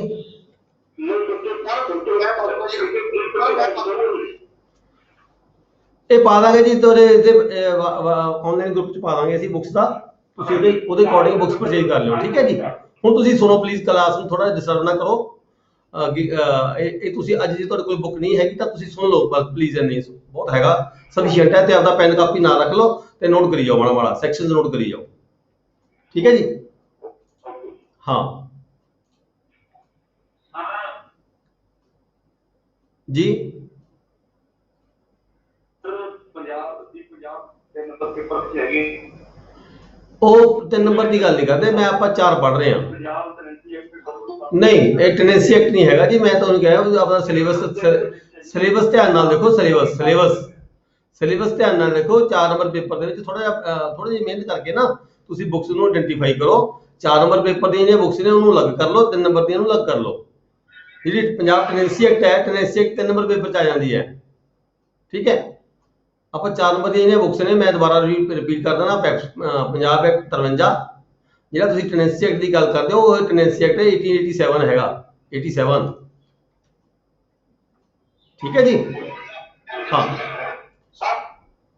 सर 87 ਦੇ ਵਿੱਚ ਹੀ ਬੁੱਕ ਹੈਗੀ ਆ ਆਪਣੇ 1955 ਮੇਬੀ ਹੋ ਸਕਦੀ ਹੈ ਕਿਸੇ ਨੇ ਕਈ ਬੁੱਕਸ ਕੰਪਾਈਲ ਕੀਤੀਆਂ ਹੋਈਆਂ ਨੇ, 3-3 4-4 ਬੁੱਕਸ ਇਕੱਠੀਆਂ ਵੀ ਹੋ ਸਕਦੀਆਂ ਨੇ, ਇਹ ਕੋਈ ਗੱਲ ਨਹੀਂ ਹੈ, ਠੀਕ ਹੈ। 3-3 4-4 ਕਈ ਜਿਹੜੇ ਪਬਲਿਸ਼ਰ ਨੇ ਉਹਨਾਂ ਨੇ 3-3 4-4 5-5 ਬੁੱਕਸ ਜਿਹੜੀਆਂ ਮਿਲਦੀਆਂ ਜੁਲਦੀਆਂ ਹੈਗੀਆਂ ਉਹਨਾਂ ਨੂੰ ਇਕੱਠਾ ਵੀ ਕੀਤਾ ਹੋਇਆ ਹੈਗਾ। ਇਹ ਵੀ ਹੋ ਸਕਦਾ ਹੈ, ਇਹ ਗੱਲ ਨਹੀਂ ਕੋਈ ਵੀ ਇੱਕ ਬੁੱਕ ਦੀ ਦੂਜੀ ਬੁੱਕ ਨਹੀਂ ਹੋ ਸਕਦੀ। ਤੁਸੀਂ ਆਪਾਂ ਪੜ੍ਹ ਰਹੇ ਹਾਂ ਹੁਣ 53 ਦੀ books, Punjab security and land tenure act 53, ਠੀਕ ਹੈ ਜੀ। ਇਹਦੀ ਡੈਫੀਨੇਸ਼ਨ ਕਲਾਸ ਸ਼ੁਰੂ ਕਰ ਗਿਆ। ਇਹ ਐਕਟ ਕਦੋਂ ਲਾਗੂ ਹੋਇਆ? ਇਹ ਐਕਟ ਲਾਗੂ ਹੋਇਆ 15 ਅਪ੍ਰੈਲ 1953 ਨੂੰ, ਠੀਕ ਹੈ ਜੀ। ਇਹਦਾ ਐਕਟ ਦਾ ਲਾਗੂ ਕਰਨ ਦਾ ਕਾਰਨ ਕੀ ਸੀ, ਆਬਜੈਕਟ ਕੀ ਸੀਗੇ, ਸਰਕਾਰ ਨੇ ਇਹ ਐਕਟ ਬਣਾਇਆ ਕਿਉਂ, ਤੇ ਕੀ ਰੀਜ਼ਨ ਸੀ ਇਹਦੇ ਵਿੱਚ? ਪਹਿਲਾਂ ਇਹ ਗੱਲ ਸਮਝਣ ਦੀ ਲੋੜ ਹੈਗੀ ਹੈ। ਇਹ ਕੀ ਸੀਗਾ? Ceiling of the holding. ਸਭ ਤੋਂ ਪਹਿਲਾਂ ਜਦੋਂ ਦੇਸ਼ ਆਜ਼ਾਦ ਹੋਇਆ, ਸਰਕਾਰ ਨੇ ਸੋਚਿਆ ਵੀ ਕਿਸੇ ਬੰਦੇ ਕੋਲ 100 ਕਿੱਲੇ ਹੈ, ਕਿਸੇ ਕੋਲ 2 ਕਿੱਲੇ ਹੈ, ਕਿਸੇ ਕੋਲ ਜ਼ਮੀਨ ਹੈ ਹੀ ਨਹੀਂ ਗੀ। ਇਸ ਕਰਕੇ ਸਰਕਾਰ ਦੇ ਧਿਆਨ ਦੇ ਵਿੱਚ ਆਇਆ, ਸਾਡੇ ਜਿਹੜੇ ਲੀਡਰ ਸੀਗੇ ਉਹਨਾਂ ਨੇ ਸੋਚਿਆ ਵੀ ਆਪਾਂ ਸਰਕਾਰ ਇਦਾਂ ਦਾ ਕੋਈ ਐਕਟ ਬਣਾਇਆ ਜਾਵੇ ਤਾਂ ਕਿ ਜਿਹੜੇ ਆਮ ਜਨਤਾ ਹੈਗੀ, ਜਿਹਦੇ ਕੋਲ ਬਿਲਕੁਲ ਵੀ ਜ਼ਮੀਨ ਨਹੀਂ ਹੈਗੀ, ਜਿਹਨਾਂ ਕੋਲ ਜ਼ਿਆਦਾ ਜ਼ਮੀਨ ਹੈ, ਉਹਨਾਂ ਤੋਂ ਲੈ ਕੇ ਉਹਨਾਂ ਨੂੰ ਦਿੱਤੀ ਜਾਵੇ, ਜਾਂ ਜਿਹੜੇ ਉਹਨਾਂ ਦੇ ਅਧੀਨ ਉਹਨਾਂ ਦੀ ਖੇਤੀ ਕਰ ਰਹੇ ਨੇ, ਉਹਨਾਂ ਦੀ ਜ਼ਮੀਨ ਨੂੰ ਵਾਹੀ ਕਰ ਰਹੇ ਨੇ, as a tenant, as a ਉਹਨਾਂ ਦੇ ਕਿਰਾਏਦਾਰ, ਉਹਨਾਂ ਨੂੰ ਜ਼ਮੀਨ ਦਿੱਤੀ ਜਾਵੇ ਫਾਲਤੂ ਜ਼ਮੀਨ ਲੈ ਕੇ। ਇਸ ਕਰਕੇ ਸੀਲਿੰਗ ਦੇ ਪਰਪਸ ਲਈ ਇਹ ਐਕਟ ਬਣਾਇਆ ਗਿਆ। Ceiling on holding. ਕੀ ਸੀਲਿੰਗ ਕੀਤੀ ਸੀਗੀ? 30 ਸਟੈਂਡਰਡ ਏਕੜ ਰਕਬਾ ਰੱਖਿਆ ਗਿਆ ਇਹਦੇ ਵਿੱਚ। 30 ਸਟੈਂਡਰਡ ਏਕੜ ਰਕਬਾ ਰੱਖਿਆ ਗਿਆ ਵੀ ਕਿਸੇ ਮਾਲਕ ਕੋਲ 30 ਸਟੈਂਡਰਡ ਏਕੜ ਰਕਬਾ ਹੋਣਾ ਚਾਹੀਦਾ ਹੈ। ਪਰ ਜੇ ਕੋਈ ਬੰਦਾ ਡਿਸਪਲੇਸ ਹੋ ਕੇ ਆਇਆ, ਕਿਤੋਂ ਉੱਜੜ ਕੇ ਆਇਆ, ਮਤਲਬ ਕਹਿ ਲਈਏ, ਤਾਂ ਉਹਦੇ ਲਈ 50 ਸਟੈਂਡਰਡ ਏਕੜ ਦੀ ਸ਼ਰਤ ਰੱਖੀ ਗਈ ਸੀ ਇਸ ਐਕਟ ਦੇ ਵਿੱਚ, ਵੀ ਉਹ 50 ਸਟੈਂਡਰਡ ਏਕੜ ਰੱਖ ਸਕਦਾ ਹੈ। ਅੱਗੇ ਕਨਵਰਟੀਬਲ ਦੀ ਆਪਾਂ ਗੱਲ ਕਰਾਂਗੇ। 30 ਸਟੈਂਡਰਡ ਏਕੜ ਦੇ ਗਾਂ 50 ਕਿੱਲੇ ਵੀ ਹੋ ਸਕਦੇ ਆ, 60 ਕਿੱਲੇ ਵੀ ਹੋ ਸਕਦੇ ਆ। ਜਦੋਂ ਅਸੀਂ ਉਸ ਨੂੰ ਕਨਵਰਟ ਕਰਦੇ ਹਾਂ ਆਰਡਨਰੀ ਏਕੜਾਂ ਦੇ ਵਿੱਚ, ਕਿਸੇ ਦੀ ਕੀਮਤ ਘੱਟ ਵੀ ਹੋ ਸਕਦੀ ਹੈ, ਕਿਸੇ ਦੀ ਕੀਮਤ ਵੱਧ ਵੀ ਹੋ ਸਕਦੀ ਹੈ। ਕੋਈ ਕਿੱਲਾ 8 ਆਨੇ ਦਾ ਹੋ ਸਕਦਾ, ਕੋਈ 12 ਆਨੇ ਦਾ ਹੋ ਸਕਦਾ, ਕੋਈ 2 ਆਨੇ ਦਾ, ਕੋਈ 4 ਆਨੇ ਦਾ ਹੋ ਸਕਦਾ। ਉਹਦੇ ਹਿਸਾਬ ਨਾਲ ਅੱਗੇ ਆਪਾਂ ਫਰਦਰ ਗੱਲ ਕਰਾਂਗੇ, ਇੱਥੇ ਕਨਫਿਊਜ਼ ਨਹੀਂ ਕਰਾਂਗੇ ਤੁਹਾਨੂੰ। To provide security to the tenants. ਦੂਜਾ ਕਾਰਨ ਇਹਦਾ ਕੀ ਸੀਗਾ ਵੀ ਜਿਹੜੇ ਟੈਨੈਂਟ ਸੀਗੇ ਉਹਨਾਂ ਨੂੰ ਕੋਈ ਸਿਕਿਉਰਿਟੀ ਦਿੱਤੀ ਜਾਵੇ। ਕੀ ਸਿਕਿਉਰਿਟੀ ਦਾ ਮਤਲਬ ਕੀ ਸੀਗਾ? ਆਪਣੇ ਕੋਲੇ ਪੰਜਾਬ ਟੈਨੈਂਸੀ ਐਕਟ ਹੈਗਾ 1887। 1887 ਦੇ ਅਧੀਨ ਅਜੈਕਟਮੈਂਟ ਹੁੰਦੀਆਂ ਸੀ ਕਿਰਾਏਦਾਰਾਂ ਦੀਆਂ, ਸਮੇਂ-ਸਮੇਂ ਤੇ ਵਾਰੰਟ, ਉਹਨਾਂ ਤੋਂ ਕਬਜ਼ਾ ਵਾਰੰਟ ਜਾਰੀ ਹੋ ਜਾਂਦੇ ਸੀਗੇ, ਬੇਦਖਲੀ ਹੋ ਜਾਂਦੀ ਸੀ ਟੈਨੈਂਟਸ ਦੀ। ਇਸ ਕਰਕੇ ਟੈਨੈਂਟਸ ਨੂੰ ਥੋੜਾ ਸਿਕਿਉਰਿਟੀ ਦੇਣ ਦੀ ਖਾਤਰ ਵੀ ਇਹ ਜਿਹੜਾ ਐਕਟ ਸੀਗਾ ਵਜੂਦ ਦੇ ਵਿੱਚ ਆਇਆ, ਠੀਕ ਹੈ ਜੀ। ਤਾਂ ਕਿ ਉਹਨਾਂ ਨੂੰ ਕੁਛ ਨਾ ਕੁਛ ਬੈਨੀਫਿਟ ਦਿੱਤੇ ਜਾਣ, ਉਹਨਾਂ ਦੇ ਕੋਈ ਕਿਰਾਏ ਨਿਯਤ ਕੀਤੇ ਜਾਣ, ਠੀਕ ਹੈ ਜੀ। ਤੀਜਾ ਕੀ ਸੀਗਾ? To ascertain the surplus area, ਵੀ ਸਰਪਲਸ ਏਰੀਆ ਨੂੰ ਅਸਰਟਨ ਕੀਤਾ ਜਾਵੇ ਕਿੰਨਾ ਕਿਸ ਵਿਅਕਤੀ ਕੋਲੇ ਵਾਧੂ ਜ਼ਮੀਨ ਹੈਗੀ ਹੈ, ਤੇ ਜਿਹੜੇ ਉਹਦੇ ਟੈਨੈਂਟਸ ਨੇ ਜਿਨ੍ਹਾਂ ਨੂੰ ਅਸੀਂ ਕਿਸੇ ਹੋਰ ਐਕਟ ਦੇ ਤਹਿਤ, ਜਿਵੇਂ ਕਿ 1887 ਦੇ ਐਕਟ ਦੇ ਤਹਿਤ ਦੀ ਗੱਲ ਕਰ ਲਈਏ, ਅਸੀਂ ਬੇਦਖਲ ਕੀਤਾ, ਉਹ ਕਿੱਥੇ ਜਾਣਗੇ? ਉਹਨਾਂ ਨੂੰ ਇਸ ਐਕਟ ਦੇ ਵਿੱਚ ਲਿਆ ਕੇ ਉਹਨਾਂ ਨੂੰ ਰੀਸੈਟਲ ਕੀਤਾ ਜਾਵੇ। ਇਹ ਵੀ ਇੱਕ ਮਕਸਦ ਸੀ ਇਸ ਐਕਟ ਨੂੰ ਲੈ ਕੇ ਆਉਣ ਦਾ। ਅਗਲਾ ਪੁਆਇੰਟ ਕੀ ਸੀ? To fix the maximum rent. Landlord ਦੇ ਤੇ ਟੈਨੈਂਟਸ ਦੇ ਆਪਸੀ ਡਿਸਪਿਊਟ ਪੈਂਦੇ ਸੀ ਕਿਰਾਏ ਦੇ। ਉਹ ਕਹਿੰਦੇ ਸੀ ਮੈਨੂੰ ਕਿਰਾਇਆ ਵੱਧ ਦਿਓ, ਲੈਂਡ ਓਨਰ ਕਹਿੰਦਾ ਸੀਗਾ, ਟੈਨੈਂਟਸ ਕਹਿੰਦਾ ਸੀ ਮੈਂ ਤੇਰੀ ਜ਼ਮੀਨ ਤੇ ਮੈਂ ਖਰਚ ਕਰ ਲਿਆ, ਜ਼ਮੀਨ ਨੂੰ ਵਾਹੀ ਯੋਗ ਬਣਾ ਲਿਆ, ਜ਼ਮੀਨ ਦੇ ਟਿੱਬੇ ਸੀਗੇ, ਝਾੜ ਸੀਗੇ, ਮੈਨੂੰ ਢਾਹ ਕੇ ਹੋ ਕਰਕੇ ਮੈਨੂੰ ਘੱਟ ਬਣਾ ਲਿਆ, ਮੇਰੇ ਤੋਂ ਕਿਰਾਇਆ ਵੱਧ ਕੱਟ ਲੈ। ਮਾਲਕ ਕਹਿੰਦਾ ਸੀ ਵੱਧ ਦੇ। ਇਸ ਕਰਕੇ ਇਹਦੇ ਵਿੱਚ ਇਹ ਸਟੇਜ ਜਦੋਂ ਇਹ ਐਕਟ ਬਣਾਇਆ, ਇਹਦੇ ਵਿੱਚ ਇਹਨਾਂ ਗੱਲਾਂ ਨੂੰ ਧਿਆਨ 'ਚ ਰੱਖਿਆ ਗਿਆ ਵੀ ਮੈਕਸਿਮਮ ਰੈਂਟ ਕਿੰਨਾ ਮਾਲਕ ਕੋਈ ਲੈ ਸਕਦਾ ਹੈ ਕਿਸੇ ਕਿਰਾਏਦਾਰ ਤੋਂ, ਠੀਕ ਹੈ ਜੀ। ਅੱਗੇ ਸੀ to ਕਨਫਰ the rights to the tenants ਬਾਈ ਦਾ ਪ੍ਰੀਐਂਪਸ਼ਨ। ਪ੍ਰੀਐਂਪਸ਼ਨ ਕੀ ਸੀਗਾ? ਹੱਕ ਸਵਾਲ। ਜਿਹੜੇ ਕਿਰਾਏਦਾਰ, ਜਿਹੜੇ ਟੈਨੈਂਟ ਕਿਸੇ ਮਾਲਕ ਦੇ ਅਧੀਨ ਖੇਤੀ ਕਰਦੇ ਸੀਗੇ, ਠੀਕ ਹੈ ਜੀ, ਉਹਨਾਂ ਨੂੰ ਹੱਕ ਸੁਬੇ ਦਾ ਰਾਈਟ ਨਹੀਂ ਦਿੱਤਾ ਗਿਆ ਇਹਦੇ ਵਿੱਚ। ਇਸ ਐਕਟ ਰਾਹੀਂ ਉਹਨਾਂ ਨੂੰ ਮਤਲਬ ਕਿ ਉਹਨਾਂ ਨੂੰ ਇਹ ਦੱਸਿਆ ਗਿਆ ਵੀ ਤੁਸੀਂ ਇਹ ਜ਼ਮੀਨ ਖਰੀਦ ਸਕਦੇ ਹੋ ਮਾਲਕ ਨੂੰ ਵੇਚਣ ਤੋਂ ਪਹਿਲਾਂ। ਜਿਹੜਾ ਕਿਰਾਏਦਾਰ ਹੈ ਉਹ ਜ਼ਮੀਨ ਪਰਚੇਜ ਕਰ ਸਕਦਾ ਹੈ, ਫਸਟ ਪ੍ਰੈਫਰੈਂਸ ਦਿੱਤੀ ਗਈ ਟੈਨੈਂਟਸ ਨੂੰ ਇਸ ਐਕਟ ਦੇ ਵਿੱਚ ਵੀ ਤੁਸੀਂ ਜੇ ਕੋਈ ਮਾਲਕ ਕੋਈ ਪ੍ਰਾਪਰਟੀ ਸੇਲ ਕਰੇਗਾ ਕਿਸੇ ਨੂੰ ਤਾਂ ਪਹਿਲ ਟੈਨੈਂਟਸ ਨੂੰ ਦਿੱਤੀ ਜਾਵੇਗੀ। ਇਹ ਵੀ ਇਹਦੇ ਵਿੱਚ ਪ੍ਰੋਵੀਜ਼ਨ ਦਿੱਤੀ ਗਈ ਵੀ ਉਹ ਆਪਣੇ ਮਾਲਕ ਦੀ ਪ੍ਰਾਪਰਟੀ ਖਰੀਦ ਸਕਦਾ ਹੈ ਟੈਨੈਂਟ। ਠੀਕ ਹੈ ਜੀ। ਫਿਰ ਅੱਗੇ ਕੀ ਕੀਤਾ ਗਿਆ ਇਹਦੇ ਵਿੱਚ ਹੋਰ ਜਿਹੜਾ ਇਹ ਪ੍ਰੀਐਮਪਸ਼ਨ ਜਿਹੜਾ ਐਕਟ ਸੀਗਾ, ਇਹ ਤੁਸੀਂ ਹਕਸੁਬਾ ਐਕਟ ਜਿਹੜੇ ਪੁਰਾਣੇ ਬੰਦੇ ਹੋ ਸਾਰਿਆਂ ਨੇ ਦੇਖਿਆ ਹੋਏਗਾ। ਮਾਲਕ ਕਿਰਾਏ ਜਿਹੜੇ ਮਾਲਕ ਸੀ ਭਾਈਵਾਲ ਸੀਗੇ, ਆਪਸ ਵਿੱਚ ਹਿੱਸੇਦਾਰ ਹੁੰਦੇ ਸੀ, ਉਹ ਜ਼ਮੀਨ ਵੇਚ ਦਿੰਦੇ ਸੀ। ਫਿਰ ਜਿਹੜੇ ਹਿੱਸੇਦਾਰ ਸੀ ਉਹ ਦਵਾ ਪਾਉਂਦੇ ਸੀਗੇ ਵੀ ਪਹਿਲਾ ਰਾਈਟ ਸਾਡਾ ਬਣਦਾ ਹੈ, ਸਕੇ ਭੈਣਾਂ ਭਰਾਵਾਂ ਦਾ ਬਣਦਾ ਹੈ, ਖੇਵੜਦਾਰਾਂ ਦਾ ਬਣਦਾ ਹੈ। ਠੀਕ ਹੈ ਜੀ। ਹਕਸੁਬੇ ਦਾ ਜਿਹੜੇ ਲਾਅ ਸੀਗਾ ਬਹੁਤ ਲੰਬੇ ਸਮੇਂ ਤੋਂ ਚੱਲਦਾ ਆ ਰਿਹਾ ਸੀ, ਪਰ ਫਿਰ ਕੀ ਹੋਇਆ, ਹਕਸੁਬੇ ਦਾ ਜਿਹੜਾ ਕਾਨੂੰਨ ਸੀਗਾ ਇਹ 9/4/1973 ਨੂੰ ਆ ਕੇ ਇਹ ਸਰਕਾਰ ਨੇ ਇਹਨੂੰ ਐਬੋਲਿਸ਼ ਕਰ ਦਿੱਤਾ, ਕਿਉਂਕਿ ਹੁਣ ਖੁੱਲੀ ਛੋੜ ਦੇ ਦਿੱਤੀ। ਕੋਈ ਵਿਅਕਤੀ ਜਿਹਨੂੰ ਮਰਜ਼ੀ ਆਪਦੀ ਜ਼ਮੀਨ ਸੇਲ ਕਰ ਸਕਦਾ ਹੈ। ਕੋਈ ਜ਼ਰੂਰੀ ਨਹੀਂ ਹੈ ਵੀ ਉਹ ਆਪਣੇ ਖੇਵੜ ਦੇ ਹਿੱਸੇਦਾਰਾਂ ਨੂੰ ਹੀ ਜ਼ਮੀਨ ਵੇਚੇ, ਆਪਣੇ ਭੈਣਾਂ ਭਰਾਵਾਂ ਨੂੰ ਵੇਚੇ, ਥਰਡ ਪਰਸਨ ਨੂੰ, ABC ਨੂੰ, ਜਿਹਨੂੰ ਮਰਜ਼ੀ ਸੇਲ ਕਰ ਸਕਦਾ। ਪਹਿਲਾਂ ਨਹੀਂ ਸੀ ਸੇਲ ਕਰ ਸਕਦਾ। ਪਹਿਲਾਂ ਜੇ ਸੇਲ ਕਰਦਾ ਸੀ ਤਾਂ ਪਹਿਲਾਂ ਕੰਸੈਂਟ ਲੈਣੀ ਪੈਂਦੀ ਸੀ। ਜੇ ਉਹਦੀ ਖੇਵੜ ਦੇ ਮਾਲਕ ਸੀ, ਜਿਹੜੇ ਸ਼ੇਅਰ ਹੋਲਡਰ ਸੀ, ਉਹਦੇ ਭੈਣ ਭਰਾ ਸੀ, ਚਾਚੇ ਤਾਏ ਦੇ ਮੁੰਡੇ ਸੀਗੇ, ਜੇ ਉਹ ਕਹਿੰਦੇ ਸੀ ਵੀ ਹਾਂ ਠੀਕ ਹੈ ਜੀ ਅਸੀਂ ਨਹੀਂ ਤੇਰੀ ਪ੍ਰਾਪਰਟੀ ਪਰਚੇਜ ਕਰ ਸਕਦੇ, ਤੁਸੀਂ ਜਿਹਨੂੰ ਮਰਜ਼ੀ ਸੇਲ ਕਰ ਸਕਦੇ, ਫਿਰ ਉਹ ਅੱਗੇ ਫਰਦਰ ਕਿਸੇ ਦੀ ਪ੍ਰਾਪਰਟੀ ਕਿਸੇ ਹੋਰ ਵਿਅਕਤੀ ਨੂੰ ਸੇਲ ਕਰ ਸਕਦਾ ਸੀਗਾ। ਪਹਿਲਾਂ ਹਕਸੁਬੇ ਦੇ ਕਾਨੂੰਨ ਦੇ ਅਧੀਨ ਉਹ ਪ੍ਰਾਪਰਟੀ ਆਪਣੀ ਮਰਜ਼ੀ ਨਾਲ ਸੇਲ ਨਹੀਂ ਸੀ ਕਰ ਸਕਦਾ। ਠੀਕ ਹੈ। ਇਹ 9/4/1973 ਨੂੰ ਜਿਹੜਾ ਐਕਟ ਹੈ ਇਹ ਐਬੋਲਿਸ਼ ਹੋ ਚੁੱਕਿਆ। ਤੇ ਇਹਦੀਆਂ ਆਪਾਂ ਕੱਲ ਡੈਫੀਨੇਸ਼ਨ ਕਲਾਸ ਪੜ੍ਹੀ ਸੀਗੀ। ਡੈਫੀਨੇਸ਼ਨ ਕਲਾਸ ਹੈਗੀ ਇਹਦੀ ਸੈਕਸ਼ਨ 2। ਮਤਲਬ ਆਪਾਂ ਇਹ ਕਹਿ ਲਈਏ ਵੀ ਜਿਹੜਾ ਐਕਟ ਹੈ ਹੁਣ ਸ਼ੁਰੂ ਕੀਤਾ ਸੀਗਾ ਸੈਕਸ਼ਨ 2 ਤੋਂ। ਡੈਫੀਨੇਸ਼ਨ ਕਲਾਸ ਦੇ ਵਿੱਚ ਕੀ ਸੀਗਾ, ਲੈਂਡ ਓਨਰ। ਲੈਂਡ ਓਨਰ ਕੌਣ ਸੀਗਾ, ਇਹਨੇ ਕਿਹਾ ਵੀ ਪੰਜਾਬ ਲੈਂਡ ਓਨਰ ਐਕਟ ਵਿੱਚ ਦੇਖੋ, ਤੁਸੀਂ ਇੱਥੇ ਆਪਦੀ ਪਰਿਭਾਸ਼ਾ ਲਿਖ ਲਿਓ ਪੰਜਾਬ ਲੈਂਡ ਓਨਰ ਐਕਟ ਚੱਕ ਕੇ। ਇਹਦੇ ਵਿੱਚ ਅਲੋਟੀ ਵੀ ਹੋ ਸਕਦਾ ਹੈ, ਇਹਦੇ ਵਿੱਚ ਲੈਸੀ ਵੀ ਹੋ ਸਕਦਾ ਹੈ, ਇਹ 'ਚ ਮੌਰਗੇਜ ਆਫ ਪੋਜੈਸ਼ਨ ਜਿਹੜਾ ਮੌਰਗੇਜ ਵਿਦ ਪੋਜੈਸ਼ਨ ਹੈ ਉਹ ਵੀ ਮਤਲਬ ਲੈਂਡ ਓਨਰ ਹੋ ਸਕਦਾ ਹੈ। ਅਸੀਂ ਇਹ ਕਹੀਏ ਵੀ ਲੈਂਡ ਓਨਰ ਕੌਣ ਹੁੰਦਾ, ਲੈਂਡ ਓਨਰ ਹੁੰਦਾ ਜਿਹਨੂੰ ਮਾਮਲਾ ਅਦਾ ਕਰਦਾ ਹੋਵੇ, ਜਿਹੜਾ ਜ਼ਮੀਨ ਦਾ ਮਾਲਕ ਹੋਵੇ, ਉਹਨੂੰ ਅਸੀਂ ਲੈਂਡ ਓਨਰ ਕਹਿੰਦੇ ਹਾਂ। ਅੱਗੇ ਸਮਾਲ ਲੈਂਡ ਓਨਰ ਸੀਗਾ। ਸਮਾਲ ਲੈਂਡ ਓਨਰ ਕੌਣ ਸੀਗੇ, ਜਿਹਦੇ ਕੋਲੇ ਸਰਪਲਸ ਏਰੀਆ ਤੋਂ ਘੱਟ ਰਕਬਾ ਹੁੰਦਾ ਸੀਗਾ, ਮਤਲਬ ਪਰਮਿਸਿਬਲ ਏਰੀਆ 30 ਸਟੈਂਡਰਡ ਏਕੜ ਤੋਂ ਘੱਟ ਦੇ ਜਿਹੜੇ ਮਾਲਕ ਸੀਗੇ ਉਹਨਾਂ ਨੂੰ ਅਸੀਂ ਐਕਟ ਦੇ ਵਿੱਚ ਸਮਾਲ ਲੈਂਡ ਓਨਰ ਕਿਹਾ ਗਿਆ। ਮਤਲਬ ਕਿ ਜਿਨ੍ਹਾਂ ਦੀ ਜ਼ਮੀਨ ਦੀ ਅੱਗੇ ਸਰਪਲਸ ਜ਼ਮੀਨ ਕੱਢਣ ਦੀ ਜਿਨ੍ਹਾਂ ਤੋਂ ਜ਼ਰੂਰਤ ਨਹੀਂ ਸੀ ਪੈਂਦੀ, ਉਹਨਾਂ ਨੂੰ ਸਮਾਲ ਲੈਂਡ ਓਨਰ ਕਿਹਾ ਗਿਆ। ਉਹ ਜਮਾਬੰਦੀ ਦੇ ਮੁਤਾਬਕ ਚਾਹੇ ਉਹ ਡੀਜ਼ਲ ਲੈਂਡ ਓਨਰ ਸੀ, ਚਾਹੇ ਉਹ ਹਿੱਸੇਦਾਰੀ ਦੇ ਵਿੱਚ ਲੈਂਡ ਓਨਰ ਸੀਗਾ। ਇਹ ਜਮਾਬੰਦੀ ਦੇ ਵਿੱਚ ਜਿੰਨਾ ਉਹਦਾ ਰਕਬਾ ਬਣਦਾ ਸੀਗਾ, ਜੇ 30 ਸਟੈਂਡਰਡ ਏਕੜ ਦਾ ਰਕਬਾ ਕਿਸੇ ਕੋਲ ਘੱਟ ਹੁੰਦਾ ਸੀਗਾ ਤਾਂ ਉਹਨੂੰ ਸਮਾਲ ਲੈਂਡ ਓਨਰ ਕਿਹਾ ਗਿਆ।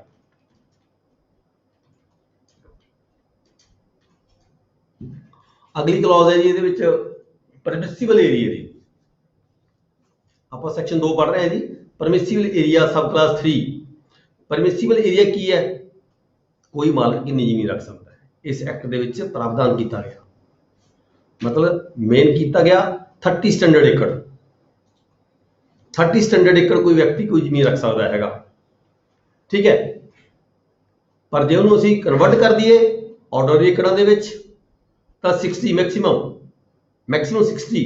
ਮੰਨ ਲਓ ਅਸੀਂ 30 ਸਟੈਂਡਰਡ ਏਕੜ ਨੂੰ, ਮੈਂ ਦੇਖੋ ਸਿੰਪਲ ਜੀ ਐਗਜ਼ਾਮਪਲ ਦਿੰਦਾ, ਜਿੱਦਾਂ ਕਿਸੇ ਬੰਦੇ ਕੋਲ 50 ਪੈਸੇ ਵਾਲੀ ਜ਼ਮੀਨ ਹੈ, 8 ਵਾਲੀ ਜ਼ਮੀਨ ਹੈ, 30 ਏਕੜ ਹੈ। ਠੀਕ ਹੈ ਜੀ। ਤਾਂ ਉਹਦੀ 60 ਏਕੜ ਬਣ ਜਾਂਦੀ ਹੈ, ਉਹ 60 ਏਕੜ ਤੱਕ ਰੱਖ ਸਕਦਾ ਹੈ। ਪਰ ਜੇ ਕਿਸੇ ਕੋਲ 30 ਸਟੈਂਡਰਡ ਏਕੜ ਜ਼ਮੀਨ ਤਾਂ ਹੈਗੀ ਹੈ ਪਰ ਉਹ ਜ਼ਮੀਨ ਹੈ 4 ਆਨੇ ਵਾਲੀ, ਤਾਂ ਉਹ ਕਿੰਨੀ ਬਣ ਜਾਏਗੀ ਜੀ, 30 × 4 ਉਹ ਬਣ ਜਾਏਗੀ 120 ਏਕੜ। ਤਾਂ ਉਹ 120 ਏਕੜ ਜ਼ਮੀਨ ਨਹੀਂ ਰੱਖ ਸਕਦਾ, ਮੈਕਸਿਮਮ 60 ਏਕੜ ਤੱਕ ਜ਼ਮੀਨ ਰੱਖ ਸਕਦਾ ਹੈ। ਬੇਸ਼ੱਕ ਉਹ 30 ਸਟੈਂਡਰਡ ਏਕੜ ਤੋਂ ਥੱਲੇ ਰਹਿ ਗਈ।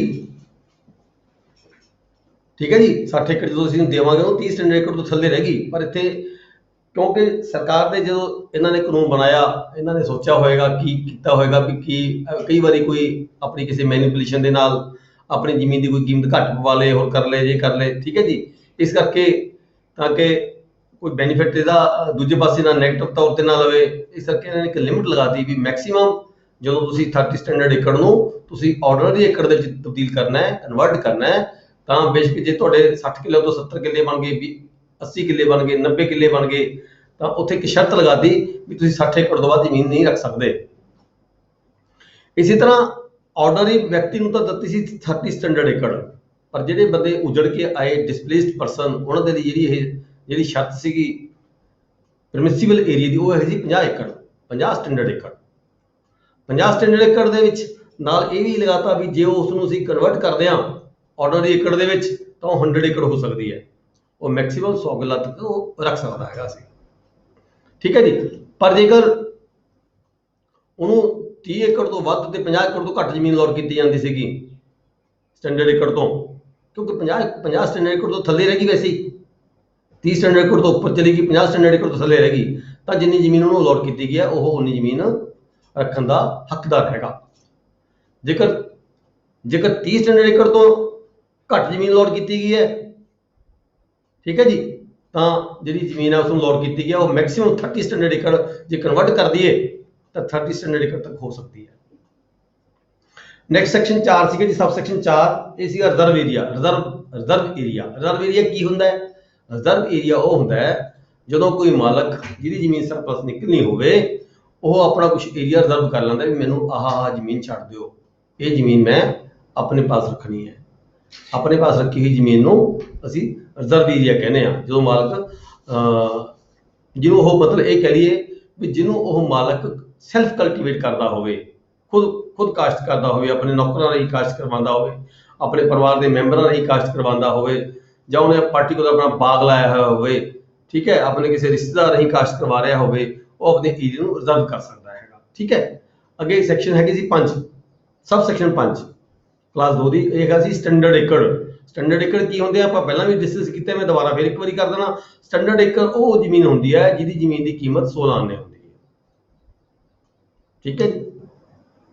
ਮੰਨ ਲਓ 5 ਕਿੱਲੇ ਜ਼ਮੀਨ ਹੈ, 16 ਆਨੇ ਜ਼ਮੀਨ ਦੀ ਕੀਮਤ ਹੈ ਉਹਦੀ, ਉਹ 16 ਆਨੇ ਕੀਮਤ ਦੀ ਜ਼ਮੀਨ ਨੂੰ ਜੇ ਅਸੀਂ ਕਹੀਏ ਤਾਂ ਉਹ 5 ਸਟੈਂਡਰਡ ਏਕੜ ਬਣ ਗਈ। ਪਰ ਜੇਕਰ ਜ਼ਮੀਨ ਦੀ ਕੀਮਤ 8 ਆਨੇ ਹੈ ਔਰ ਕਿੱਲੇ ਹੈਗੇ ਨੇ 10, ਤਾਂ ਉਹ 5 ਸਟੈਂਡਰਡ ਏਕੜ ਬਣੇਗੀ। 10 ਕਿੱਲਿਆਂ ਨੂੰ ਅਸੀਂ 5 ਸਟੈਂਡਰਡ ਏਕੜ ਕਹਾਂਗੇ ਜੋ ਜ਼ਮੀਨ ਦੀ ਕੀਮਤ 8 ਆਨੇ ਵਾਲੀ ਜ਼ਮੀਨ ਹੈਗੀ ਹੈ।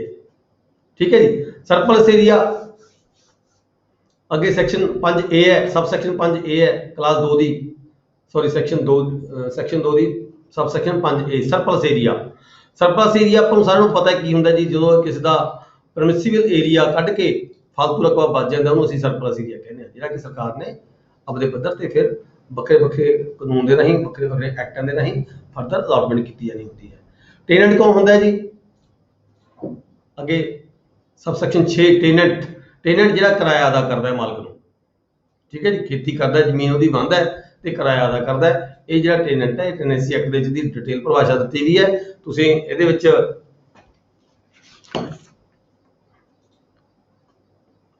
ਇਹਨੇ ਪੰਜਾਬ ਟੈਨੈਂਸੀ ਐਕਟ ਦਾ ਹਵਾਲਾ ਦਿੱਤਾ ਹੋਇਆ ਇੱਥੇ, ਇਕੱਲਾ ਇਹ ਹਵਾਲਾ ਦੇ ਕੇ ਨਹੀਂ ਸਾਰਨਾ ਹੈਗਾ, ਤੁਸੀਂ ਟੇਨੈਂਟ ਦੀ ਜਿਹੜੀ ਪਰਿਭਾਸ਼ਾ ਹੈਗੀ ਪੰਜਾਬ ਟੈਨੈਂਸੀ ਐਕਟ ਦੇ ਮੁਤਾਬਕ ਆਪਣੀ ਬੁੱਕ ਦੇ ਉੱਪਰ ਇੱਥੇ ਇੱਕ ਲਾਈਨ ਨੋਟ ਕਰ ਲਓਗੇ ਵੀ ਟੇਨੈਂਟ ਕਿਹਨੂੰ ਕਿਹਾ ਜਾਂਦਾ ਹੈ। ਵੈਸੇ ਆਪਾਂ ਗੱਲ ਕਰਦੇ ਹਾਂ ਵੀ ਟੇਨੈਂਟ ਉਹ ਹੁੰਦਾ ਜਿਹੜਾ ਮਾਮਲਾ ਅਦਾ ਜਿਹੜਾ ਕਿਰਾਇਆ ਅਦਾ ਕਰਦਾ ਹੋਵੇ ਲੈਂਡ ਓਨਰ। ਈਅਰ ਦੀ ਗੱਲ ਕਰਦੇ ਹਾਂ ਅੱਗੇ ਸੈਕਸ਼ਨ 7 ਦੇ ਵਿੱਚ, ਸਬ ਸੈਕਸ਼ਨ 7 ਦੇ ਵਿੱਚ ਈਅਰ ਹੁੰਦਾ ਹੈ ਐਗਰੀਕਲਚਰ ਈਅਰ। 16 ਜੂਨ ਤੋਂ ਸ਼ੁਰੂ ਹੁੰਦਾ ਹੈ ਹਰ ਸਾਲ ਐਗਰੀਕਲਚਰ ਈਅਰ, 16 ਜੂਨ ਤੋਂ ਸਟਾਰਟ ਹੁੰਦਾ ਹੈ। ਠੀਕ ਹੈ ਜੀ। ਨੈਕਸਟ ਗੱਲ ਕਰੀਏ ਲੈਂਡ ਦੀ। ਲੈਂਡ ਕਿਹੜੀ ਹੁੰਦੀ ਹੈ? ਜਿਹੜੀ ਅਸੈਸਮੈਂਟ ਹੋਈ ਹੁੰਦੀ ਹੈ, ਲੈਂਡ ਐਕਟ ਦੇ ਤਹਿਤ ਅਸੈਸਮੈਂਟ ਹੋਈ ਹੁੰਦੀ ਹੈ, ਉਹਨੂੰ ਅਸੀਂ ਲੈਂਡ ਕਹਿੰਦੇ ਹਾਂ।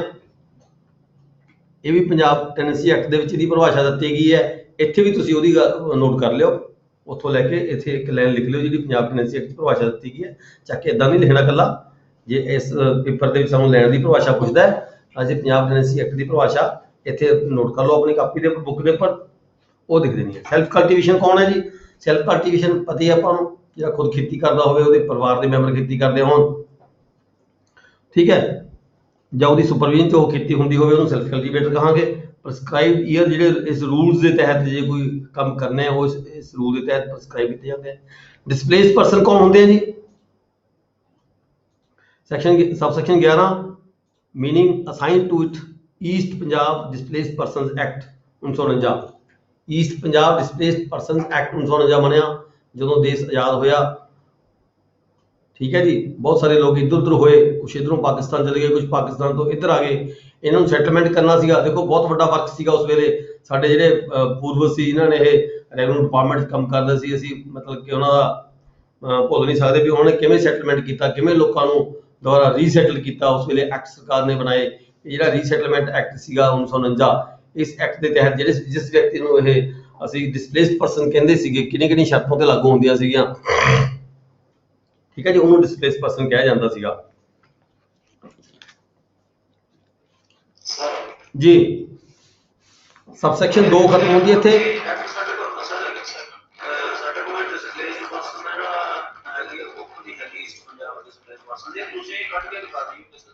डिस्प्लेस पर्सन बुक तो पढ़नी थोड़े सिलेबस ही नहीं हैगी।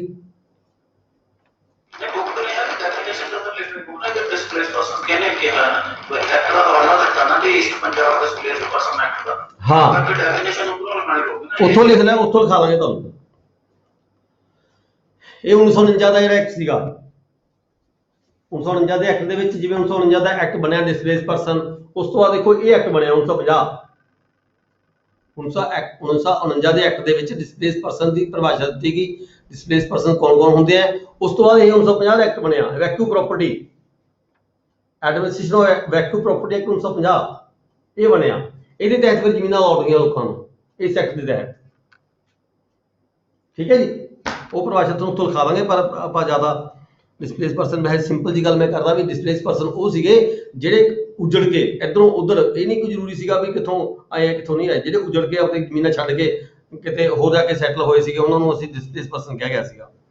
ਅੱਗੇ ਨੈਕਸਟ ਸੈਕਸ਼ਨ ਆ ਗਈ ਸੀ 3। ਇੱਥੇ ਜਿਹੜੀ ਪਰਿਭਾਸ਼ਾ ਜਿਹੜੀ ਆਪਣੀ ਡੈਫੀਨੇਸ਼ਨ ਕਲੌਜ਼, ਡੈਫੀਨੇਸ਼ਨ ਦੀ ਜਿਹੜੀ ਸੈਕਸ਼ਨ 2 ਹੈ ਉਹ ਖਤਮ ਹੋ ਜਾਂਦੀ ਹੈ। ਨੈਕਸਟ ਆ ਜਾਂਦੀ ਹੈ section 3, reservation of land by small land owners. ਜਿਹੜੇ ਸਮਾਲ ਲੈਂਡ ਓਨਰ ਸੀਗੇ, any small landowner who by virtue of the allotment made after the commencement of this act under the administration of vacuum property act 1950, ਇਸ act ਦੇ ਤਹਿਤ ਜਿਹਨਾਂ ਨੂੰ ਜ਼ਮੀਨ allot ਕੀਤੀ ਜਾਂਦੀ ਸੀਗੀ, ਇਹਨਾਂ ਕੋਲੇ ਜਿਹੜਾ ਜੇ ਜ਼ਮੀਨ ਅਲਾਟ ਹੋ ਗਈ, ਮੰਨ ਲਓ ਇਹ ਐਕਟ ਤਾਂ ਦੇਖੋ 50 ਦੇ ਤਹਿਤ ਐਕਟ ਦੇ ਤਹਿਤ ਜ਼ਮੀਨ ਅਲਾਟ ਕੀਤੀ ਗਈ, may be land allotted to the person more than the permissible area, ਠੀਕ ਹੈ। ਇਸ ਕਰਕੇ ਬੇਸ਼ੱਕ ਜੇਕਰ ਉਹਨੂੰ ਜ਼ਮੀਨ ਜ਼ਿਆਦਾ ਅਲਾਟ ਹੋ ਗਈ, ਜਿਹੜਾ ਐਕਟ ਅੱਗੇ ਵਗ ਜਾ ਕੇ ਬਣਿਆ ਸਰਕਾਰ ਨੇ ਜਿੱਥੇ 30 ਸਟੈਂਡਰਡ ਏਕੜ ਦੀ ਗੱਲ ਕਰ ਦਿੱਤੀ ਜਾਂ 50 ਸਟੈਂਡਰਡ ਏਕੜ ਦੀ ਗੱਲ ਕਰ ਦਿੱਤੀ, ਜੇ ਐਕਟ ਜੇਕਰ ਅਲਾਟੀ ਨੂੰ ਕਿਸੇ ਨੂੰ ਜ਼ਮੀਨ ਜ਼ਿਆਦਾ ਮਤਲਬ ਕਿ ਇਸ ਐਕਟ ਤੋਂ ਵੱਧ 30 ਸਟੈਂਡਰਡ ਏਕੜ ਜਾਂ 50 ਸਟੈਂਡਰਡ ਏਕੜ ਤੋਂ ਵੱਧ ਅਲਾਟ ਹੋ ਗਈ, ਤਾਂ ਉਹਨੂੰ ਵੀ ਅਧਿਕਾਰ ਦਿੱਤਾ ਗਿਆ ਵੀ ਤੂੰ ਦੱਸ ਕਿਹੜੀ ਜ਼ਮੀਨ ਤੈਂ ਰੱਖਣੀ ਆਪਣੇ ਪਾਸ, ਠੀਕ ਹੈ ਜੀ। ਉਹਨੇ ਆਪਣੀ ਜ਼ਮੀਨ ਰਿਜ਼ਰਵ ਕਰਨੀ ਸੀ ਵੀ ਕਿਹੜਾ ਟੁਕੜਾ ਉਹਨੇ ਆਪਣੇ ਕੋਲ ਰੱਖਣਾ ਤੇ ਕਿਹੜਾ ਉਸਨੇ ਛੱਡਣਾ ਹੈਗਾ। ਤਾਂ ਉਹਦੇ ਰਿਗਾਰਡਿੰਗ ਕੀ ਕਰਨਾ ਸੀਗਾ, ਉਹਨੇ ਆਪਣੀ ਰਿਟਰਨ ਭਰ ਕੇ ਦੇਣੀ ਸੀ ਕੰਸਰਨਡ ਪਟਵਾਰੀ ਹਲਕਾ ਨੂੰ 6 ਮਹੀਨੇ ਦੇ ਅੰਦਰ ਅੰਦਰ। ਕੰਸਰਨਡ ਪਟਵਾਰੀ ਹਲਕਾ ਪ੍ਰਸਕ੍ਰਾਈਬਡ ਪਰਫਾਰਮੇ ਦੇ ਵਿੱਚ, ਤੇ ਕੰਸਰਨਡ ਪਟਵਾਰੀ ਹਲਕਾ ਤੇ ਨਹੀਂ ਰੈਵਨਿਊ ਆਫਿਸਰ ਕੋਲ ਆਪਣੀ ਰਿਟਰਨ ਭਰ ਕੇ ਦੇਣੀ ਹੈ ਵੀ ਆਹ ਟੁਕੜੇ ਮੈਂ ਰੱਖ ਲਏ ਆਪਣੇ ਪਾਸ, ਬਾਕੀ ਜ਼ਮੀਨ ਮੇਰੀ ਜੇ ਤੁਸੀਂ ਸਰਪਲਸ ਕੱਢ ਕੇ ਕਿਸੇ ਨੂੰ ਹੋਰੋਂ ਅਲਾਟ ਕਰ ਸਕਦੇ ਹੋ, ਠੀਕ ਹੈ ਜੀ। ਨੈਕਸਟ ਹੈਗਾ ਸੀ section 4, fresh reservation of land due to modification of the allotment. ਦੇਖੋ ਡਿਸਪਿਊਟ ਚੱਲਦੇ ਸੀਗੇ, ਜ਼ਮੀਨਾਂ ਅਲਾਟ ਹੋ ਗਈਆਂ, ਜ਼ਮੀਨਾਂ ਅਲਾਟ ਹੋਣ ਤੋਂ ਬਾਅਦ ਕਈ ਵਾਰੀ ਕਿਸੇ ਨੂੰ ਗਲਤ ਜ਼ਮੀਨ ਅਲਾਟ ਹੋ ਗਈ ਤੇ ਉਹਦੇ ਫਿਰ ਡਿਸਪਿਊਟ ਕ੍ਰੀਏਟ ਹੋ ਗਏ, ਫਿਰ ਸਰਕਾਰ ਨੇ ਕੋਈ ਮੋਡੀਫਿਕੇਸ਼ਨ ਕਰ ਦਿੱਤੀ। ਮੋਡੀਫਿਕੇਸ਼ਨ ਕਰਨ ਦੇ ਨਾਲ ਜੇਕਰ ਅਲਾਟਮੈਂਟ ਅਸਲ ਅਲਾਟਮੈਂਟ 'ਚ ਕੋਈ ਮੋਡੀਫਿਕੇਸ਼ਨ ਹੋ ਗਈ ਤਾਂ ਉਹਦੇ ਕੋਲ ਰਾਈਟ ਸੀਗਾ ਵੀ ਆਪਣੀ ਜਿਹੜੀ ਰਿਜ਼ਰਵੇਸ਼ਨ ਦਾ ਜਿਹੜਾ ਰਾਈਟ ਸੀਗਾ ਉਹਦੇ ਵਿੱਚ ਵੀ ਮੋਡੀਫਿਕੇਸ਼ਨ ਕਰ ਸਕਦਾ ਸੀਗਾ ਅਲਾਟੀ 6 ਮਹੀਨੇ ਦੇ ਅੰਦਰ ਅੰਦਰ। ਨੈਕਸਟ ਹੈਗਾ ਜੀ section 5, reservation of land. Any reservation before the commencement of this act shall cease to have effect and subject to the provisions of section 3(4). ਜਿਹੜੇ ਮਾਲਕ ਸੀਗੇ ਉਹਨਾਂ ਨੇ 6 ਮਹੀਨੇ ਦੇ ਅੰਦਰ ਅੰਦਰ ਆਪਦੀ ਲੈਂਡ ਜਿਹੜੀ ਸੀਗੀ ਰਿਜ਼ਰਵੇਸ਼ਨ ਕਰਕੇ ਆਪਦੀ ਇਨਫੋਰਮੇਸ਼ਨ ਰੈਵਨਿਊ ਆਫਿਸਰ ਨੂੰ ਪਟਵਾਰੀ ਹਲਕਾ ਦੇ ਰਾਹੀਂ ਦੇਣੀ ਹੁੰਦੀ ਸੀਗੀ। ਪਰ ਉਹਨੇ ਇਹ ਕਿਹਾ ਗਿਆ ਵੀ ਰਿਜ਼ਰਵੇਸ਼ਨ ਕਿਵੇਂ ਕਰਨੀ ਸੀਗੀ, ਰਿਜ਼ਰਵੇਸ਼ਨ ਦਾ ਕੀ ਤਰੀਕਾ ਸੀਗਾ, ਕਿਹੜੀ ਪ੍ਰਾਪਰਟੀ ਉਹਨੇ ਆਪਣੇ ਪਾਸ ਰੱਖਣੀ ਬਣਦੀ ਸੀ, ਉਹਦਾ ਪੈਡੀਗਰੀ ਕੀ ਬਣਦੀ ਸੀ, ਟੇਬਲ ਕੀ ਸੀਗਾ, ਪ੍ਰੈਫਰੈਂਸ ਫਸਟ ਪ੍ਰੈਫਰੈਂਸ ਕਿਹਨੂੰ ਦਿੱਤੀ ਜਾਣੀ ਸੀ, ਕਿਹੜੀ ਲੈਂਡ ਨੂੰ ਦਿੱਤੀ ਜਾਣੀ ਸੀਗੀ, ਇਹਦੇ ਵੀ ਇੱਕ ਲਾਅ ਬਣਾਈ ਹੋਈ ਸੀ। ਇਹਦੇ ਵਿੱਚ ਕੀ ਸੀਗਾ, ਆ ਜਿਹੜਾ ਥੱਲੇ ਅੱਗੇ ਦਿੱਤਾ ABCDEF ਸੈਕਸ਼ਨ 5 ਦੇ ਥੱਲੇ ਦਿੱਤਾ ਜੀ, provided that in making the reservation he shall include his area owned in the following order. ਵੀ ਕਿਹੜਾ ਰਕਬਾ ਉਹਨੇ ਆਪਣੇ ਪਾਸ ਰੱਖਣਾ ਸੀਗਾ, ਉਹਨੇ ਥੱਲੇ ਇਸ ਆਰਡਰ ਦੇ ਤਰੀਕੇ ਦੇ ਰਾਹੀਂ ਉਹਨੇ ਇਹ ਆਰਡਰ ਦਿੱਤਾ ਗਿਆ ਵੀ ਪਹਿਲਾਂ ਕਿਹੜਾ, ਦੂਜਾ ਕਿਹੜਾ। ਨੰਬਰ A ਤੇ ਪਹਿਲਾਂ ਏਰੀਆ ਹੈਲਡ ਇਨ ਦਾ ਕੋਆਪਰੇਟਿਵ ਗਾਰਡਨਸ ਕਲੋਨੀ, ਕਿਸੇ ਕੋਈ ਗਾਰਡਨ ਕਲੋਨੀ ਬਣੀ ਸੀ ਉਹ ਏਰੀਆ ਉਹਨੇ ਪਹਿਲਾਂ ਪ੍ਰੈਫਰੈਂਸ ਉਹਦੀ ਸੀ, ਪਹਿਲਾਂ ਉਹ ਰਕਬਾ ਸਿਲੈਕਟ ਕਰੇ, ਚੁਆਇਸ ਕਰੇ। ਫਿਰ ਉਸ ਤੋਂ ਬਾਅਦ ਏਰੀਆ ਅੰਡਰ ਸੈਲਫ ਕਲਟੀਵੇਸ਼ਨ, ਫਿਰ ਜਿਹੜਾ ਏਰੀਆ ਉਹ ਖੁਦ ਵਾਹ ਰਿਹਾ ਸੀਗਾ, फिर वो एरिया वो सिलेक्ट करेगा अपने पास रखने की खातर। दैन जे कोई एरिया उन्हें किसी टेनेंट्स ਨੂੰ ਦਿੱਤਾ ਹੋਇਆ ਹੈ, reserve area excluding the area, tenants का एरिया छड्ड के, reserve area excluding the area under 21 tenants और ए tenant who has been continuous occupation, ਜਿਹੜੇ ਪੁਰਾਣੇ ਕਿਰਾਏਦਾਰ ਸੀਗੇ, ਪੁਰਾਣੇ ਟੈਨੈਂਟ ਸੀ, ਉਹਨਾਂ ਦਾ ਰਕਬਾ ਛੱਡ ਕੇ ਬਾਕੀ ਰਕਬਾ ਉਹ ਸਿਲੈਕਟ ਕਰ ਸਕਦਾ ਸੀਗਾ। ਫਿਰ ਡੀ ਕਲੌਜ ਕੀ ਹੈ, area of share in cooperative farming society. ਉਸ ਵੇਲੇ ਕੀ ਫਾਰਮਿੰਗ ਸੋਸਾਇਟੀਆਂ ਬਣੀਆਂ ਹੋਈਆਂ ਸੀ, ਐਗਰੀਕਲਚਰ ਕੋਆਪਰੇਟਿਵ ਫਾਰਮਿੰਗ ਸੋਸਾਇਟੀਆਂ ਬਣੀਆਂ ਸੀ। ਉਹ ਜੋ ਉਹਦਾ ਕਿੰਨਾ ਸ਼ੇਅਰ ਬਣਦਾ ਸੀਗਾ, ਕਿਉਂਕਿ ਸਰਕਾਰ ਜੇ ਉਹ ਜ਼ਮੀਨ ਸਰਪਲਸ ਕਰਦੀ ਹੈ, ਫਿਰ ਸਰਕਾਰ ਨੂੰ ਉਹਦੀ ਅਲਾਟਮੈਂਟ ਕਰਨ 'ਚ ਪ੍ਰੋਬਲਮ ਆਉਂਦੀ ਸੀਗੀ। ਇਸ ਕਰਕੇ ਇਹ ਬੰਦਿਸ਼ ਸੀਗੀ ਮਾਲਕ ਦੇ ਵੀ ਜਿਹੜਾ ਜੇ ਤੁਸੀਂ ਕਿਸੇ ਕੋਆਪਰੇਟਿਵ ਸੋਸਾਇਟੀ ਦੇ ਮੈਂਬਰ ਹੋ, ਤੁਹਾਡੀ ਉੱਥੇ ਉਸ ਫਾਰਮਿੰਗ ਦੇ ਲਈ ਤੁਸੀਂ ਕੁਝ ਜ਼ਮੀਨ ਖਰੀਦੀ ਵੀ ਹੈ, ਤਾਂ ਤੁਸੀਂ ਉਹ ਏਰੀਆ ਵੀ ਤੁਸੀਂ ਆਪਦੇ ਮਾਲਕ ਆਪਦੀ ਰਿਜ਼ਰਵੇਸ਼ਨ ਵਾਸਤੇ ਰੱਖੋਗੇ। ਠੀਕ ਹੈ। ਫਿਰ ਐਨੀ ਏਰੀਆ ਓਨਡ ਬਾਈ ਹਿਮ, ਕੋਈ ਹੋਰ ਰਕਬਾ ਉਹਨੇ ਖਰੀਦਿਆ ਹੋਇਆ ਹੋਵੇ,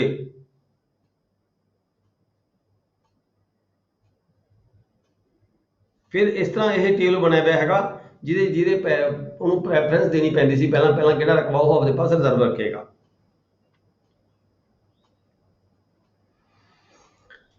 ਅੱਗੇ ਕਿਹਾ ਵੀ ਇਹ ਜਿਹੜੀ ਉਹਨੂੰ ਸੀਗੀ ਰਿਜ਼ਰਵੇਸ਼ਨ ਤੇ ਰੱਖਣ ਦੀ ਜਿਹੜੀ ਇਨਫੋਰਮੇਸ਼ਨ ਸੀਗੀ 6 ਮਹੀਨੇ ਦੇ ਅੰਦਰ ਦੇਣੀ ਬਣਦੀ ਸੀਗੀ ਮਾਲਕ ਨੂੰ ਸਰਕਾਰ ਦੇ ਖਾਤੇ 'ਚ, ਮਤਲਬ ਪਟਵਾਰੀ ਹਲਕਾ ਨੂੰ।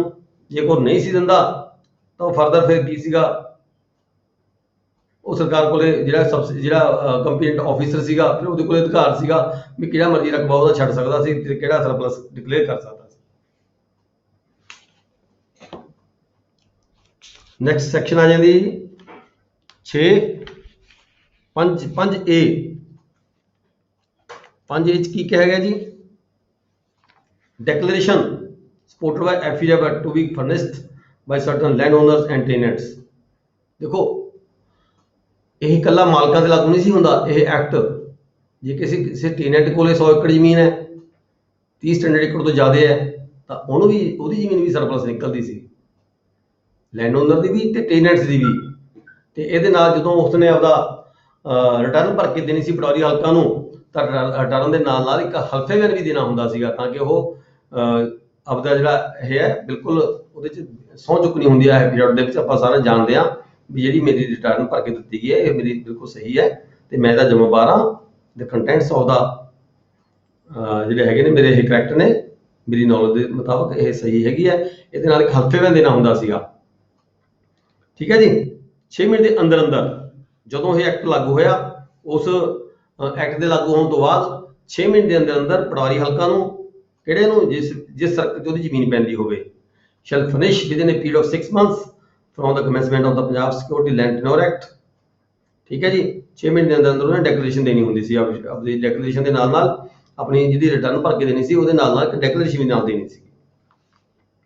ਫਿਰ ਸੈਕਸ਼ਨ 5B ਹੈ ਜੀ, selection of permissible area and consequences of failure to select. ਦੇਖੋ ਰਾਈਟ ਦਿੱਤਾ ਗਿਆ, ਪਹਿਲਾਂ ਰਾਈਟ ਦਿੱਤਾ ਗਿਆ ਵੀ ਤੁਸੀਂ ਆਪਦਾ ਰਿਜ਼ਰਵ ਕਰਨਾ ਹੈ ਏਰੀਆ ਮਾਲਕਾਂ। ਜੇ ਕੋਈ ਮਾਲਕ ਆਪਦਾ ਏਰੀਆ ਰਿਜ਼ਰਵ ਨਹੀਂ ਕਰਦਾ, ਹੁਣ ਸਰਕਾਰ ਦੇਖੀ ਥੋੜਾ ਜਾਊਗੀ ਵੀ ਤੂੰ ਰਿਜ਼ਰਵ ਨਹੀਂ ਕੀਤਾ ਤੇ ਅਸੀਂ ਤੇਰਾ ਏਰੀਆ ਸਰਪਲਸ ਡਿਕਲੇਅਰ ਨਹੀਂ ਕਰ ਸਕਦੇ। ਠੀਕ ਹੈ।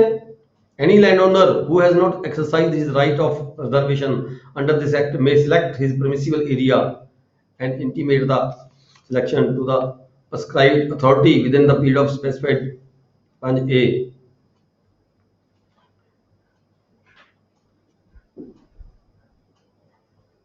ਜੇ ਕੋਈ ਨਹੀਂ ਦਿੰਦਾ ਮਾਲਕ ਭਰ ਕੇ, ਤਾਂ ਕੀ ਸੀਗਾ, provided that landowner who is required to furnish a declaration under section 5A shall intimate the selection long।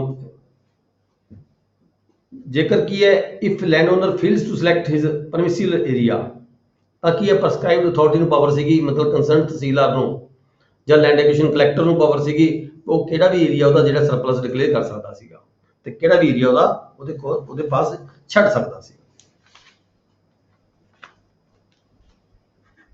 ਪਰ ਇਹਦੇ ਵਿੱਚ ਨਾਲ ਇੱਕ ਦਿੱਤਾ ਗਿਆ ਮੌਕਾ ਵੀ ਜਦੋਂ ਕਿਸੇ ਆਫੀਸਰ ਨੇ ਉਹਦਾ ਜਿਹੜਾ ਏਰੀਆ ਰਿਜ਼ਰਵ ਏਰੀਆ ਨਹੀਂ ਦਿੱਤਾ, ਉਹਨੇ ਡੈਕਲੇਰੇਸ਼ਨ ਭਰ ਕੇ ਨਹੀਂ ਦਿੱਤੀ, ਰਿਟਰਨ ਭਰ ਕੇ ਨਹੀਂ ਦਿੱਤੀ, ਉਹਦਾ ਏਰੀਆ ਸਰਪਲਸ ਡਿਕਲੇਅਰ ਕਰਨ ਤੋਂ ਪਹਿਲਾਂ ਉਹਨੂੰ ਇੱਕ ਮੌਕਾ ਦੇਗਾ ठीक है जी। प्रोविजन ਦਿੱਤੀ गई है 5B ਦੇ सबसैक्शन 2 ਦੇ ਵਿੱਚ ਇੱਕ प्रोविजन ਦਿੱਤੀ गई है, provided that prescribed authority shall not make the selection without giving landowner concerned an opportunity of being heard।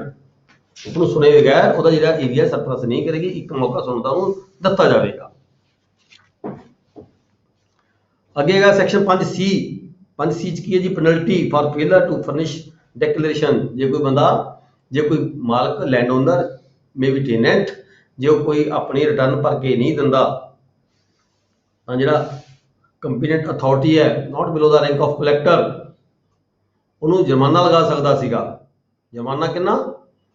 ਜਿਵੇਂ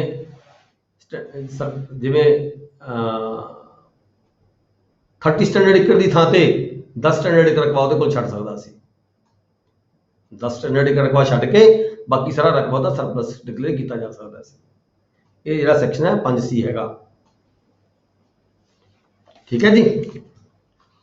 landowner or tenant in excess of 10 standard acres to be specified by such authority shall be deemed to be the surplus area। मतलब 10 standard एकड़ रकबा छड़ के 30 standard एकड़ की बजाय 10 standard एकड़ रकबा छड़ के ਉਹਦੇ ਪਾਸ ਬਾਕੀ ਰਕਬੇ ਨੂੰ ਸਰਪਲਸ ਡਿਕਲੇਅਰ ਕੀਤਾ ਜਾ ਸਕਦਾ ਹੈ ਜੇ ਉਹਨੂੰ ਪੈਨਲਟੀ ਲਗਾਣੀ ਚਾਹੇ ਕਲੈਕਟਰ। ਉਹ ਜਿਹੜਾ ਰਕਬਾ ਉਹਦਾ ਵੱਧ ਗਿਆ, ਸਰਕਾਰ ਨੇ ਫालतू ਲੈ ਲਿਆ 10 ਸਟੈਂਡਰਡ एकड़ ਤੋਂ ਫालतू ਜਿਹੜਾ ਰਕਬਾ ਸਰਕਾਰ ਨੇ ਲਿਆ, ਸਰਕਾਰ ਉਹ ਆਪਣੇ ਹਿਸਾਬ ਨਾਲ ਯੂਟਿਲਾਈਜ਼ ਕਰ ਸਕਦੀ ਸੀ।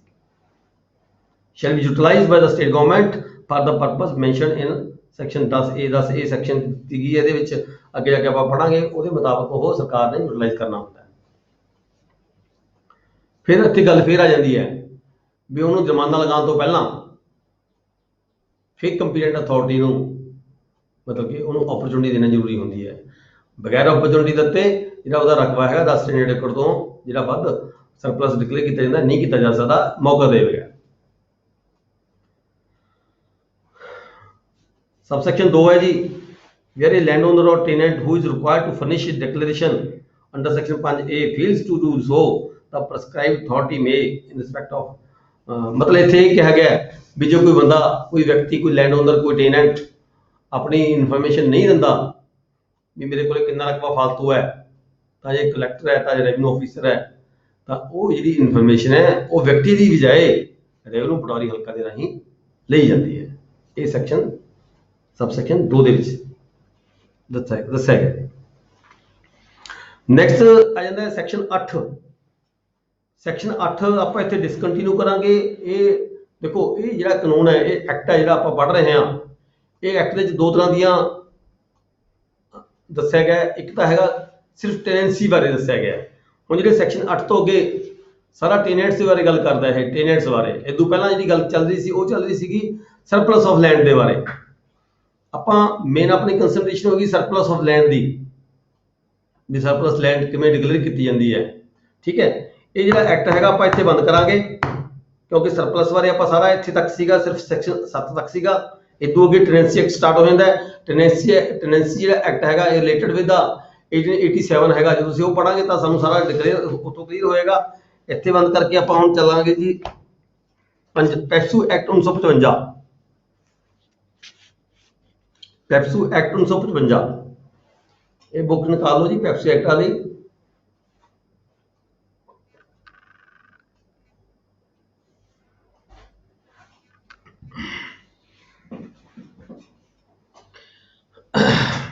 ਪੈਪਸੂ ਐਕਟ 1955 ਇਹਦੇ ਲਿਖਿਆ ਹੋਊਗਾ PEPSU tenancy and agriculture land act 1955। हाँ हम आप ਇਹਦੀਆਂ ਡੈਫੀਨੇਸ਼ਨਸ ਪੜਾਂਗੇ। ਸਰ ਜੀ ਜਿਹੜਾ ਸਿਲੇਬਸ ਵਿੱਚ ਆ ਉਹਦੇ ਵਿੱਚ ਤਾਂ ਪੈਪਸੂ ਟੈਨੈਂਸੀ ਐਕਟ 1955 ਜਾਂ 53 ਦਾ ਤਾਂ ਹੈ ਨਹੀਂਗਾ ਸਿਲੇਬਸ ਵਿੱਚ। 53 ਜੀ ਪੰਜਾਬ ਐਕਟ ਹੈ ਜੀ, ਪੰਜਾਬ ਐਗਰੀਕਲਚਰ ਲੈਂਡ ਟੈਨੋਰ ਐਕਟ 53। ਨਹੀਂ ਆਪਾਂ ਜਿਹੜਾ 53 ਪੜ੍ਹਦੇ ਹਟੇ ਹੋਣੇ ਤਾਂ ਹਾਂ ਉਹ ਪੰਜਾਬ ਐਕਟ ਹੈ, ਉਹ ਪੈਪਸੂ ਨਹੀਂ ਨਾ ਹੈਗਾ ਜਿਹੜਾ ਪੜ੍ਹ ਕੇ ਹਟੇ ਆਪਾਂ, ਉਹ ਪੰਜਾਬ ਐਕਟ ਹੈ। ਦੇਖੋ ਮੈਂ ਤੁਹਾਨੂੰ ਥੋੜਾ ਕਲੀਅਰ ਫੰਡਾ ਕਰਦਾ ਵਾਂ, ਆਪਾਂ ਇੱਥੇ ਕਨਫਿਊਜ਼ ਕਿਉਂ ਹੋ ਰਹੇ ਹਾਂ। ਇਹ ਦੋ ਐਕਟ ਪੈਰਲਲ ਨੇ। ਸੁਣੋ, ਇਹ ਦੋ ਐਕਟ ਪੈਰਲਲ ਨੇ।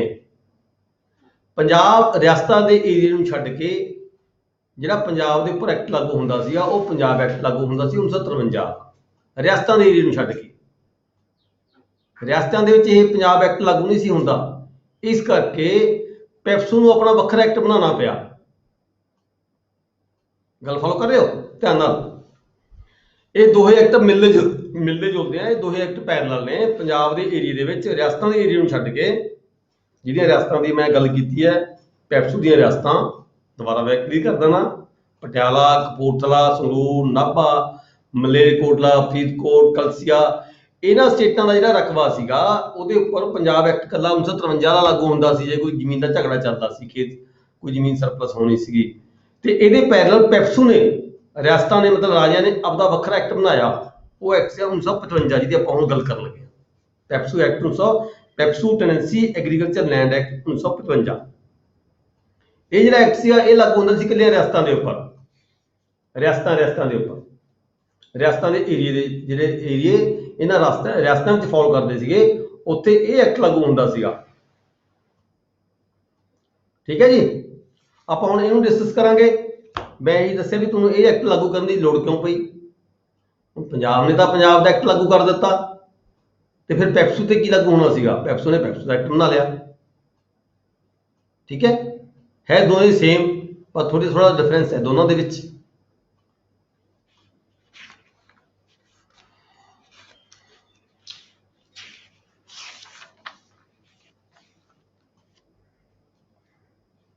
इस एक्ट ਨੂੰ ਕਿਹਾ ਗਿਆ ਜੀ PEPSU tenancy and agriculture land act 1955।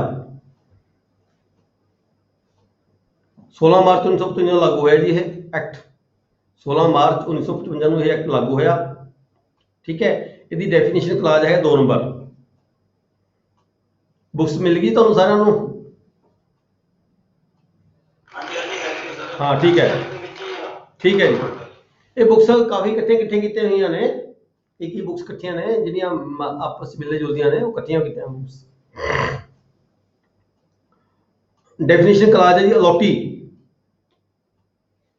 Who may be the allotee in this act unless the context otherwise requires? Allotee means a displaced person. देखो ਜਦੋਂ displaced ਡਿਪਾਰਟਮੈਂਟ ਆਫ ਰਿਹੈਬਿਲਿਟੇਸ਼ਨ ਬਣਿਆ ਉਸ ਵੇਲੇ, ਤੁਹਾਨੂੰ ਸਾਰਿਆਂ ਨੂੰ ਜਿਹੜਾ ਦੀ ਸਰਵਿਸ ਥੋੜੀ ਜ਼ਿਆਦਾ ਹੋ ਚੁੱਕੀ ਹੈ ਉਹਨਾਂ ਨੂੰ ਸਾਰਿਆਂ ਨੂੰ ਪਤਾ ਹੋਊਗਾ, ਮੁੜ ਬਸਾਊ ਸ਼ਾਖਾ ਹੋਇਆ ਕਰਦੀ ਤਹਿਸੀਲਾਂ ਦੇ ਵਿੱਚ, ਡਿਪਾਰਟਮੈਂਟ ਆਫ ਰਿਹੈਬਿਲਿਟੇਸ਼ਨ, ਮੁੜ ਬਸਾਊ ਵਿਭਾਗ, ਮੁੜ ਬਸਾਊ ਸ਼ਾਖਾ ਅੱਜ ਵੀ ਤਹਿਸੀਲਾਂ 'ਚ ਹੈਗੀ ਹੈ, ਪਰ ਹੁਣ ਮਤਲਬ ਜਿਹੜਾ ਵਰਕ ਨਹੀਂ ਹੈਗਾ, ਇਸ ਅੱਗੇ ਐਵੋਲਿਊਸ਼ਨ ਹੁੰਦੀ ਜਾ ਰਹੀ ਹੈ। ਠੀਕ ਹੈ, ਉਸ ਵੇਲੇ ਜਿਹੜਾ ਸੀਗਾ ਰਿਹੈਬਿਲਿਟੇਸ਼ਨ ਡਿਪਾਰਟਮੈਂਟ ਬਣਿਆ 1949 ਦੇ ਵਿੱਚ। ਜਦੋਂ ਇਹ ਡਿਪਾਰਟਮੈਂਟ ਬਣਿਆ ਤਾਂ ਜਿਹੜੇ ਲੋਕ ਸੀਗੇ ਡਿਸਪਲੇਸ ਹੋ ਕੇ ਆਏ ਇੱਧਰੋਂ ਉੱਧਰ, ਤਾਂ ਉਹਨਾਂ ਨੂੰ ਸੈਟਲ ਕਰਨ ਦੀ ਖਾਤਰ ਇਹ ਜਿਹੜਾ ਡਿਸਪਲੇਸਮੈਂਟ ਰਿਹੈਬਿਲਿਟੇਸ਼ਨ ਐਕਟ ਜਿਹੜਾ ਬਣਾਇਆ ਗਿਆ ਸੀਗਾ, ਉਹਨਾਂ ਐਕਟਾਂ ਦੇ ਤਹਿਤ ਜ਼ਮੀਨਾਂ ਅਲਾਟ ਕੀਤੀਆਂ ਸੀ ਅਲੋਟੀਆਂ ਨੂੰ। ਅਲੋਟੀ means a displaced person or a group of such persons to whom land is allotted in pursuance of the scheme। ਕਿਹੜੀ ਸਕੀਮ? ਇਸ ਐਕਟ ਦੇ ਤਹਿਤ ਜਿਹੜੀ ਰਿਹੈਬਿਲਿਟੇਸ਼ਨ ਐਕਟ ਸੀਗਾ। ਕਿਹੜੀ ਪ੍ਰਾਪਰਟੀ ਸੀ? Allotment of evacuee land to displaced persons. ਇਹ evacuee land ਕਿਹੜੀ ਸੀਗੀ? ਜਿਹੜੀ ਲੋਕ ਜ਼ਮੀਨ ਛੱਡ ਕੇ ਚਲੇ ਗਏ ਸੀਗੇ, ਜਿਵੇਂ ਲੋਕ ਪਾਕਿਸਤਾਨ ਚਲੇ ਗਏ, ਜ਼ਮੀਨ ਇੱਥੇ ਰਹਿ ਗਈ, ਉਹ ਵੈਕੂ ਪ੍ਰਾਪਰਟੀ ਬਣ ਗਈ, ਛੱਡੀ ਹੋਈ ਜ਼ਮੀਨ ਲੋਕਾਂ ਦੀ। ਉਹ ਵੈਕੂ ਪ੍ਰਾਪਰਟੀ ਉੱਧਰੋਂ ਲੋਕ ਆਏ ਸੀਗੇ ਇੰਡੀਆ ਦੇ ਵਿੱਚ, ਪੰਜਾਬ ਦੇ ਵਿੱਚ ਜਿਹੜੇ ਆਏ, ਉਹ ਵੈਕੂ ਪ੍ਰਾਪਰਟੀ ਅਸੀਂ ਉਹਨਾਂ ਲੋਕਾਂ ਨੂੰ ਅਲਾਟ ਕਰਨੀ ਸੀਗੀ। ਉਹਦੇ ਲਈ ਨਵੇਂ ਐਕਟ ਬਣਾਏ ਗਏ ਸਰਕਾਰ ਵੱਲੋਂ। ਇਹ ਐਕਟ 1950 ਜਿਹੜਾ ਮੈਂ ਦਿਖਾ ਰਿਹਾ ਤੁਹਾਨੂੰ, ਐਡਮਿਨਿਸਟ੍ਰੇਸ਼ਨ ਆਫ ਵੈਕੂ ਪ੍ਰਾਪਰਟੀ ਐਕਟ 1950, ਇਹ ਬਣਾਇਆ ਗਿਆ। ਇਸ ਐਕਟ ਦੇ ਤਹਿਤ ਜਿਹੜੀਆਂ ਜ਼ਮੀਨਾਂ ਲੋਕ ਛੱਡ ਕੇ ਗਏ ਸੀਗੇ, ਉਹ ਜ਼ਮੀਨਾਂ ਅਲਾਟ ਕੀਤੀਆਂ ਗਈਆਂ ਅਲੋਟੀਆਂ ਨੂੰ। ਇੱਥੇ ਤਾਂ ਹੀ ਅਲੋਟੀ ਦੀ ਭਾਸ਼ਾ ਦਿੱਤੀ ਗਈ ਵੀ ਅਲੋਟੀ ਕੀ ਸੀਗਾ, ਜਿਨ੍ਹਾਂ ਨੂੰ ਜ਼ਮੀਨ ਛੱਡ ਕੇ ਜਿਹੜੇ ਜ਼ਮੀਨ ਛੱਡੀਆਂ ਹੋਈਆਂ ਜ਼ਮੀਨਾਂ ਨੂੰ ਲੋਕਾਂ ਨੂੰ ਜਿਹੜੀਆਂ ਅਲਾਟ ਕੀਤੀਆਂ ਗਈਆਂ, ਉਹਨੂੰ ਅਸੀਂ ਅਲੋਟੀ ਕਹਿੰਦੇ ਹਾਂ ਇੱਥੇ। ਇਹ ਉਹਦੇ ਵਾਰਸ ਵੀ ਹੋ ਸਕਦੇ ਨੇ ਅਲੋਟੀ ਦੇ ਵਿੱਚ, ਜੇ ਬੰਦਾ ਖੁਦ ਮਰ ਗਿਆ ਹੋਵੇ ਮੰਨ ਲਓ, ਠੀਕ ਹੈ, ਉਹਦੇ ਤਾਂ ਵਾਰਸਾਂ ਨੂੰ ਵੀ ਇਹ 'ਚ ਇਨਕਲੂਡ ਕੀਤਾ ਗਿਆ। ਦੂਜਾ ਇਹਦੀ ਕਲੌਜ਼ B ਹੈ ਡੈਫੀਨੇਸ਼ਨ ਦੀ 2 ਦੀ ਕਲੌਜ਼ B, ਬੰਜਰ ਲੈਂਡ। ਬੰਜਰ ਲੈਂਡ ਕਿਹਨੂੰ ਕਿਹਾ ਗਿਆ? ਜਿੱਥੇ ਆਪਾਂ ਸਾਰਿਆਂ ਨੂੰ ਜਵਾਨੀ ਪਤਾ ਹੈ ਬੰਜਰ ਲੈਂਡ ਕੀ ਹੁੰਦੀ ਹੈ, ਜਿਹੜੀ ਜ਼ਮੀਨ ਲਗਾਤਾਰ 4 ਸਾਲਾਂ ਤੋਂ ਵਾਹੀ ਨਾ ਕੀਤੀ ਗਈ ਹੋਵੇ, 4 ਸਾਲ ਤੱਕ। means land which has remained uncultivated for a continuous period not less than 4 years ਮਤਲਬ ਘੱਟ ਤੋਂ ਘੱਟ 4 ਸਾਲ ਤੱਕ ਜਿਹੜੀ ਜ਼ਮੀਨ ਖਾਲੀ ਰਹਿ ਜਾਵੇ, ਵਾਹੀ ਨਾ ਜਾਵੇ, ਉਹਨੂੰ ਅਸੀਂ ਬੰਜਰ ਲੈਂਡ ਕਹਿੰਦੇ ਆ। ਅੱਗੇ ਫਿਰ ਅਸੀਂ ਦੁਬਾਰਾ ਉਸ ਸੈਕਸ਼ਨ 'ਚ ਜਾਵਾਂਗੇ, ਬੰਜਰ ਲੈਂਡ ਕਿਹੜੀ ਹੁੰਦੀ ਆ, ਬੰਜਰ ਕਦੀਮ, ਬੰਜਰ ਜਦੀਦ, ਆਪਾਂ ਇੱਥੇ ਨਾ ਉਲਝੀਏ, ਉੱਥੇ ਕਲੀਅਰ ਕਰਾਂਗੇ ਜਦੋਂ ਆਪਾਂ ਉਹ ਵਾਲਾ ਪਾਰਟ ਪੜਾਂਗੇ। ਠੀਕ ਹੈ ਜੀ। ਨੈਕਸਟ ਹੈ ਕੁਲੈਕਟਰ। ਕੁਲੈਕਟਰ ਆਪਾਂ ਲੈਂਡ ਰੈਵਨਿਊ ਐਕਟ 'ਚ ਪੜਿਆ ਜੀ, classes of the revenue officers. ਤੁਹਾਨੂੰ ਪਤਾ ਹੋਵੇਗਾ ਕਿਹੜੀ ਸੈਕਸ਼ਨ ਸੀਗੀ। ਤੁਹਾਨੂੰ ਦੇਖੋ ਪਤਾ ਕੀ ਆ, ਆਪਾਂ ਡਿਸਕਸ ਕਰਦੇ ਆ, ਤੁਹਾਨੂੰ ਜਵਾਨੀ ਯਾਦ ਹੋਣਾ ਚਾਹੀਦਾ। Classes of the revenue officers, ਜਦੋਂ ਅਸੀਂ ਪੰਜਾਬ ਲੈਂਡ ਰੈਵਨਿਊ ਐਕਟ ਪੜਿਆ ਸੀਗਾ ਤਾਂ ਉਹਦੀ ਸੈਕਸ਼ਨ 6 ਸੀਗੀ।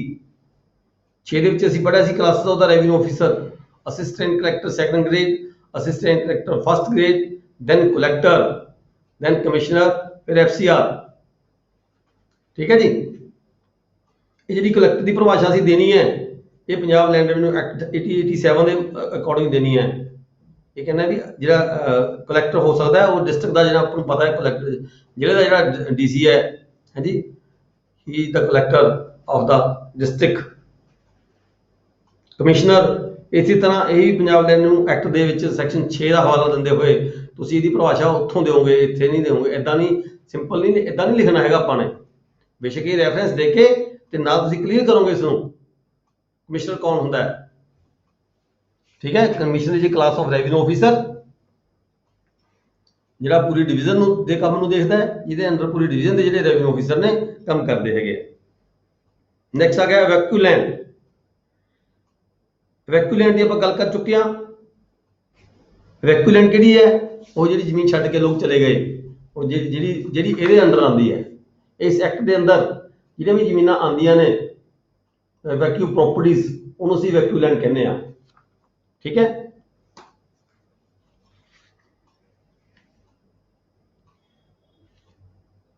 ਇੱਥੇ ਵੀ ਇਹਨੇ ਮਤਲਬ ਕਿ ਸਿੰਪਲ ਜਿਹਾ ਕਹਿ ਕੇ ਸਾਰਤਾ ਵੀ ਤੁਸੀਂ ਵੈਕਿਊ ਜਿਹੜਾ ਪ੍ਰੋਪਰਟੀ ਐਕਟ ਹੈਗਾ, ਐਡਮਿਨਿਸਟ੍ਰੇਸ਼ਨ ਵੈਕਿਊ ਪ੍ਰੋਪਰਟੀ ਐਕਟ 1950 ਦੇਖ ਲਓ, ਉਹਦੇ ਮੁਤਾਬਕ ਵੈਕਿਊ ਪ੍ਰੋਪਰਟੀ ਕਹੀ ਜਾਂਦੀ ਹੈ।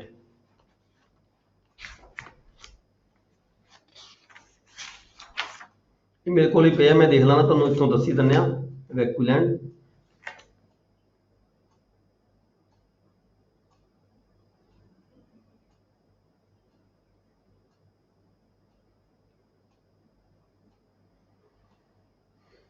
ਇਹਨੇ ਉਹੀ ਕਿਹਾ ਵੀ ਉਹ ਲੋਕ ਸੀਗੇ ਵੈਕਿਊ ਦੇ ਵਿੱਚ, ਵੈਕਿਊ ਲੈਂਡ, ਵੈਕਿਊ ਬੰਦੇ ਹੈ ਜੀ।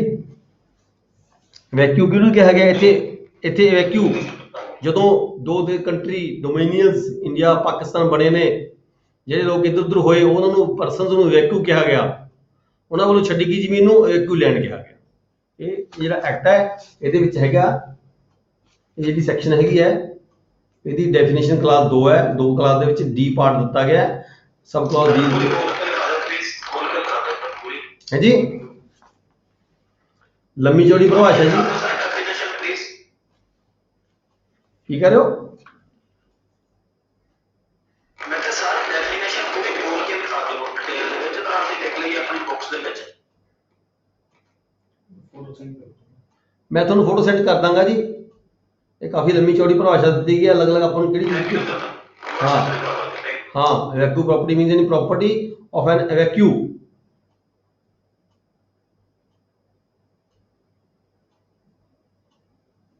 ਇਹਨੇ ਕਿਹਾ ਵੀ 14 ਅਗਸਤ 1947 ਨੂੰ ਜਿਹੜੇ ਬੰਦੇ ਜ਼ਮੀਨ ਛੱਡ ਕੇ ਚਲੇ ਗਏ ਸੀਗੇ ਉਹ ਪ੍ਰੋਪਰਟੀ ਵੈਕਿਊ ਪ੍ਰੋਪਰਟੀ ਮੰਨੀ ਜਾਂਦੀ ਹੈ। ਇਹਦੇ ਵਿੱਚ ਇਹਦੇ 'ਚ ਹਵਾਲਾ ਹੈ 14 ਅਗਸਤ 1947 ਦਾ।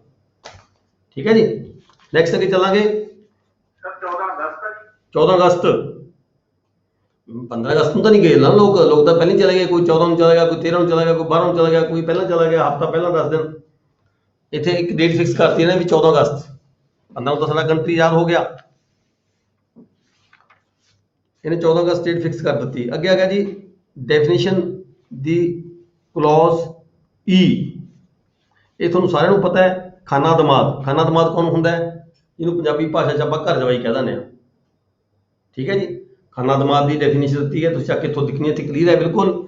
ਇੱਥੇ ਲਿਖਿਆ means a person who having married the daughter of a land owner. ਕਿਸੇ ਮਾਲਕ ਦੀ ਲੜਕੀ ਦੇ ਨਾਲ ਕਿਸੇ ਦੀ ਸ਼ਾਦੀ ਹੋ ਜਾਂਦੀ ਹੈ, ਠੀਕ ਹੈ ਜੀ, ਉਹ ਆਪਣੇ ਜਿਹੜਾ ਸਹੁਰਾ ਹੈਗਾ ਉਹਦੇ ਘਰ ਰਹਿੰਦਾ ਹੈ ਆਪਦੀ ਵਾਈਫ ਦੇ ਨਾਲ, ਠੀਕ ਹੈ ਜੀ, ਉਹਨੂੰ ਖਾਨਾ ਦਮਾਦ ਕਹਿੰਦੇ ਹਾਂ ਅਸੀਂ। ਨੈਕਸਟ ਹੈਗਾ क्लॉज एफ लैंड ओनर ਇੱਥੇ ਫਿਰ ਇਹਨੇ ਦੇਖੋ ਕਲੀਅਰ ਕਰਤਾ, ਛੋਟਾ ਜਿਹਾ ਦਿੱਤਾ ਪੰਜਾਬ ਲੈਂਡ ਰੈਵਨਿਊ ਐਕਟ 1887 ਬਾਰੇ ਲਿਖ ਦਿੱਤਾ ਵੀ ਉੱਥੋਂ ਦੇਖੋ ਜੀ, ਠੀਕ ਹੈ। ਨਾਲ ਇਹਨੇ ਲੋਕਟੀ ਵੀ ਕਹਿਤਾ land owner of the land who pays the land revenue, ਠੀਕ ਹੈ। ਉਹਨੂੰ ਆਪਾਂ ਕਹਾਂਗੇ ਉਹਦੀ ਤੁਸੀਂ ਲੈਂਡ ਰੈਵਨਿਊ ਐਕਟ ਦੇ ਵਿੱਚੋਂ ਜੋ ਆਪਾਂ ਪੜ੍ਹ ਰਹੇ ਹਾਂ ਵੀ ਲੈਂਡ ਓਨਰ ਜਿਹੜਾ ਮਾਮਲਾ ਅਦਾ ਕਰਦਾ ਉਹਨੂੰ ਅਸੀਂ ਲੈਂਡ ਓਨਰ ਕਹਿੰਦੇ ਹਾਂ, ਠੀਕ ਹੈ। ਉੱਥੋਂ ਤੁਸੀਂ ਇੱਥੇ ਇੱਕ ਲੈਂਡ ਇਨਕਲੂਡ ਹੋਰ ਕਰ ਲਿਓ। ਵੈਸੇ ਤਾਂ ਇਹਨੇ ਕਲੀਅਰ ਕੀਤਾ ਵੀ ਲੋਟੀ ਵੀ ਨਾਲ ਕਹਿਤਾ, ਨਾਲ ਲੋਟੀ ਵੀ ਹੁੰਦਾ ਹੈ ਮਤਲਬ ਕਿ ਮੌਰਗੇਜ ਪੋਜੈਸ਼ਨ, ਉਹਨੂੰ ਵੀ ਅਸੀਂ ਲੈਂਡ ਓਨਰ ਕਹਿੰਦੇ ਹਾਂ। ਮੌਰਗੇਜ ਪੋਜੈਸ਼ਨ ਵੀ ਲੈਂਡ ਓਨਰ ਕਹਿੰਦੇ, ਲੈਸੀ ਨੂੰ ਵੀ ਲੈਂਡ ਓਨਰ ਕਹਿ ਦਿੰਦੇ ਹਾਂ, ਠੀਕ ਹੈ ਜੀ। ਆਕੂਪੈਂਸੀ ਰਾਈਟਸ ਜਿਹਦੇ ਕੋਲੇ ਹੁੰਦੇ ਨੇ ਟੈਨੈਂਟ ਕੋਲੇ, ਉਹ ਵੀ ਲੈਂਡ ਓਨਰ ਬਣ ਜਾਂਦੇ ਆ। ਨੈਕਸਟ ਹੈਗਾ ਜੀ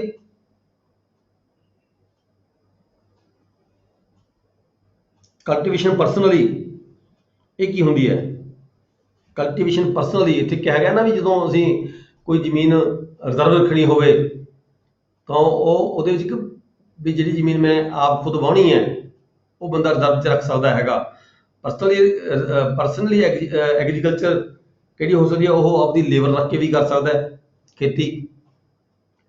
ਜੀ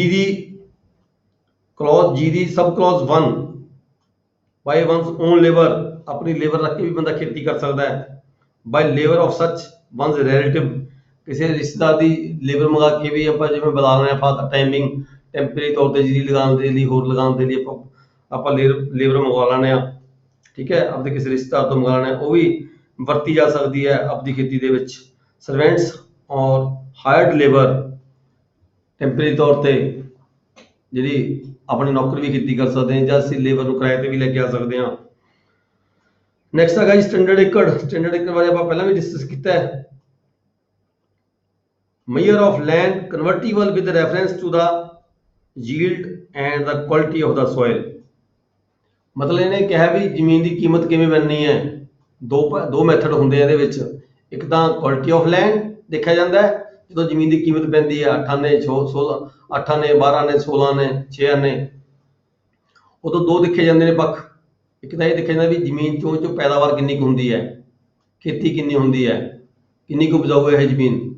ਦੂਜੀ ਦੇਖੀ ਜਾਂਦੀ ਹੈ ਵੀ ਕੁਆਲਿਟੀ ਆਫ ਲੈਂਡ ਕੀ ਹੈ, ਮਾਰੂ ਹੈ, ਡਾਕਰ ਹੈ, ਕਿਹੜੀ ਜ਼ਮੀਨ ਹੈ ਜੀ। ਇਹ ਦੋਨੋਂ ਚੀਜ਼ਾਂ ਦਾ ਪੱਖ ਦੇਖ ਕੇ ਤਾਂ ਉਹਦੀ ਜ਼ਮੀਨ ਦੀ ਕੀਮਤ ਬਣਾਈ ਜਾਂਦੀ ਹੈ, ਜਿਹਦੇ ਮੁਤਾਬਕ ਸਟੈਂਡਰਡ ਉਹਦੀ ਕੀਮਤ ਤੈਅ ਹੁੰਦੀ ਹੈ। ਇਹ ਤੋਂ ਫਿਰ ਅਸੀਂ ਫਰਦਰ ਸਟੈਂਡਰਡ ਏਕੜ ਬਣਾਉਂਦੇ ਹਾਂ।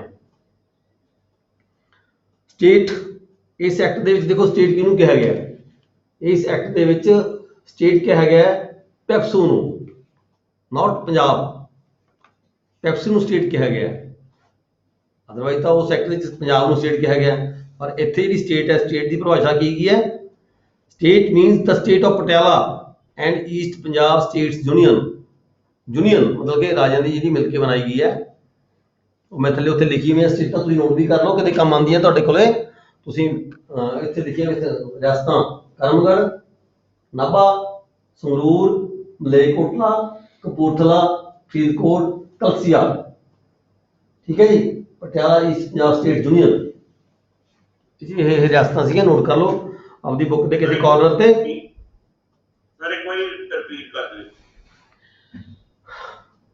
ਕਰਮਗੜ੍ਹ ਪਟਿਆਲੇ ਦਾ ਜ਼ਿਲ੍ਹਾ ਕਰਮਗੜ੍ਹ ਹੋਇਆ ਕਰਦਾ ਕਿਸੇ ਸਮੇਂ। ਕਰਮਗੜ੍ਹ ਮੈਂ ਕੀ ਤੁਸੀਂ ਕਹੋਗੇ ਕਰਮਗੜ੍ਹ ਕਿਹਨੂੰ ਕਹਿ ਰਹੇ ਨੇ? ਪਟਿਆਲਾ ਜਿਹੜਾ ਡਿਸਟ੍ਰਿਕਟ ਸੀ, ਪਟਿਆਲਾ ਡਿਸਟ੍ਰਿਕਟ ਨਹੀਂ ਸੀ ਹੁੰਦਾ, ਪਟਿਆਲਾ ਦੀ ਥਾਂ ਤੇ ਕਰਮਗੜ੍ਹ ਡਿਸਟ੍ਰਿਕਟ ਹੋਇਆ ਕਰਦਾ। ਪਟਿਆਲਾ, ਕਰਮਗੜ੍ਹ ਜਿਹਨੂੰ ਕਹੀਏ ਆਪਾਂ, ਨਾਭਾ, ਸੰਗਰੂਰ, ਮਲੇਰਕੋਟਲਾ, ਨੈਕਸਟ ਕੇ ਕਪੂਰਥਲਾ। ਤੁਹਾਨੂੰ ਸਾਰਿਆਂ ਨੂੰ ਪਤਾ ਵੀ ਇੱਥੇ ਰਾਜੇ ਹੋਇਆ ਕਰਦੇ, ਰਿਆਸਤ ਹੋਇਆ ਕਰਦੀ। ਕਪੂਰਥਲਾ, ਫਰੀਦਕੋਟ ਦੀ ਇੱਕ ਰਿਆਸਤ ਸੀਗੀ, ਕਲਸੀਆ ਦੀ ਇੱਕ ਰਿਆਸਤ ਸੀਗੀ ਉਸ ਵੇਲੇ। ਦੁਬਾਰਾ ਫਿਰ ਰਿਪੀਟ ਕਰਦਾ ਜੀ, ਕਰਮਗੜ੍ਹ, ਪਟਿਆਲਾ, ਨਾਭਾ, ਸੰਗਰੂਰ, ਮਲੇਰਕੋਟਲਾ, ਕਪੂਰਥਲਾ, ਫਰੀਦਕੋਟ ਤੇ ਕਲਸੀਆ, ਇਹ ਰਿਆਸਤਾਂ ਨੂੰ ਮਿਲਾ ਕੇ ਕਲਸੀਆ ਇੱਕ ਛੋਟੀ ਸਟੇਟ ਹੋਇਆ ਕਰਦੀ ਇੱਥੇ ਕਿਤੇ ਆਪਣਾ ਮੇਰੇ ਖਿਆਲ ਹੈ ਇਹ ਨਾਭੇ ਦੇ ਆਸ-ਪਾਸ ਸੀਗੀ ਕਲਸੀਆ ਸਟੇਟ, ਛੋਟੀ ਸਟੇਟ ਹੋਇਆ ਕਰਦੀ। ਇਹਦਾ ਵਜੂਦ ਖਤਮ ਹੋ ਗਿਆ ਹੁਣ ਉਸ ਤੋਂ ਬਾਅਦ। बहुत छोटी स्टेट होया करती, छोटी मोटी।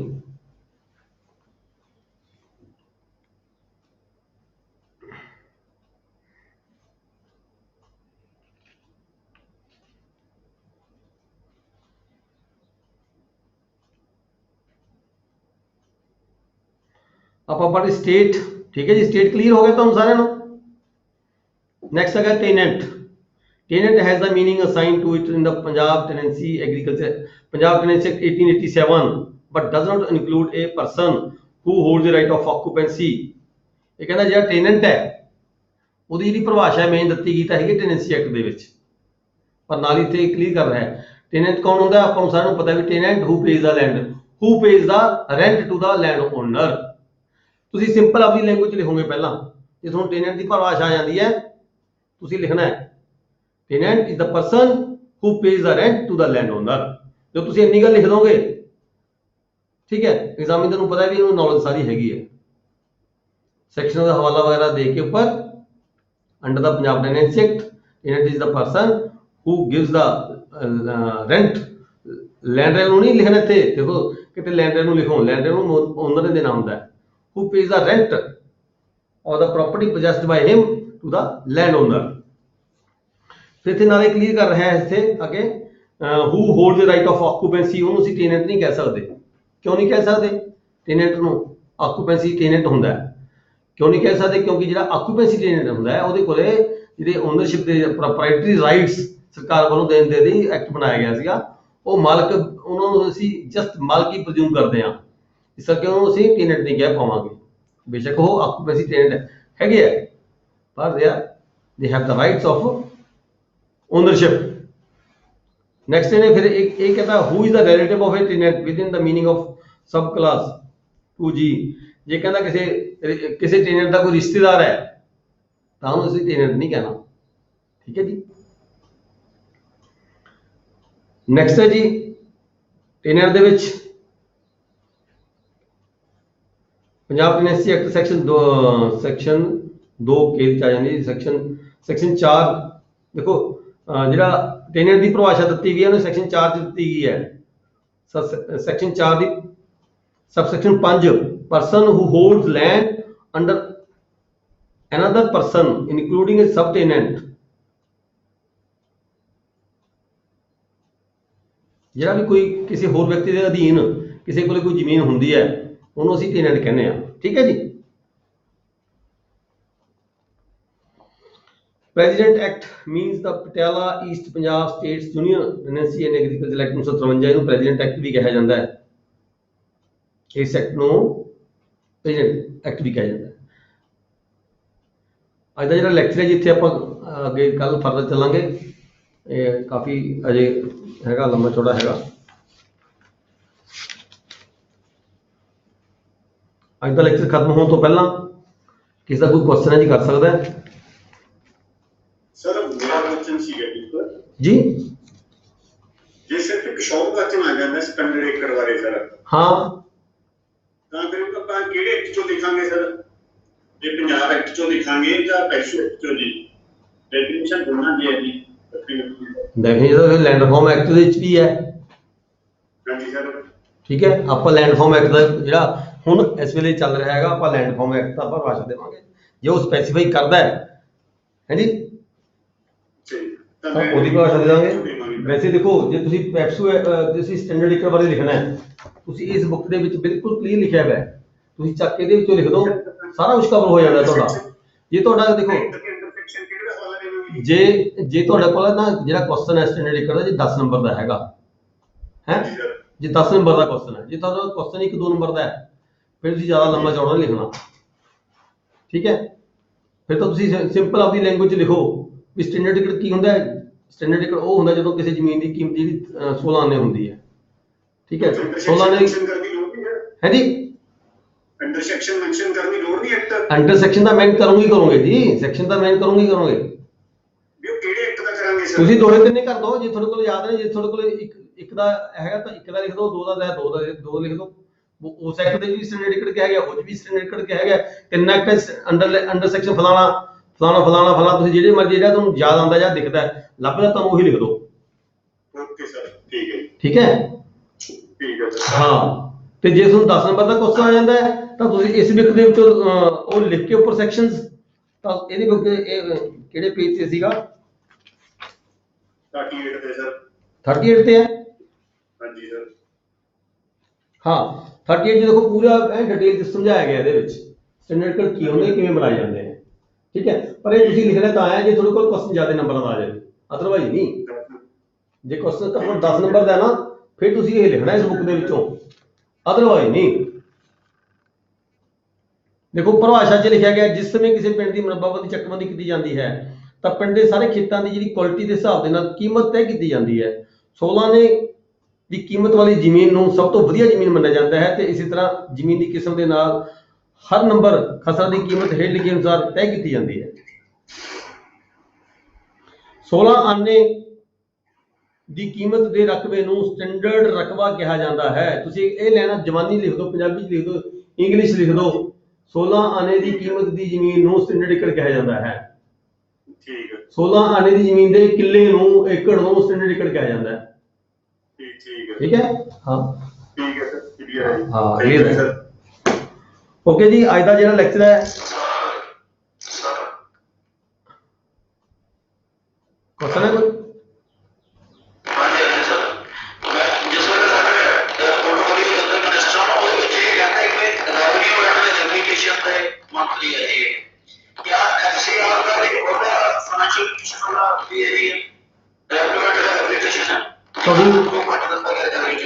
ਤੁਹਾਡੀ ਆਵਾਜ਼ ਨਾ ਬਿਲਕੁਲ ਵੀ ਕਲੀਅਰ ਨਹੀਂ ਸਮਝ ਆ ਰਹੀ ਕੀ ਕਹਿ ਰਹੇ ਹੋ।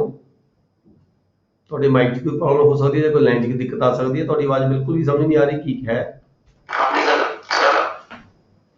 ਦੁਬਾਰਾ ਬੋਲੋ।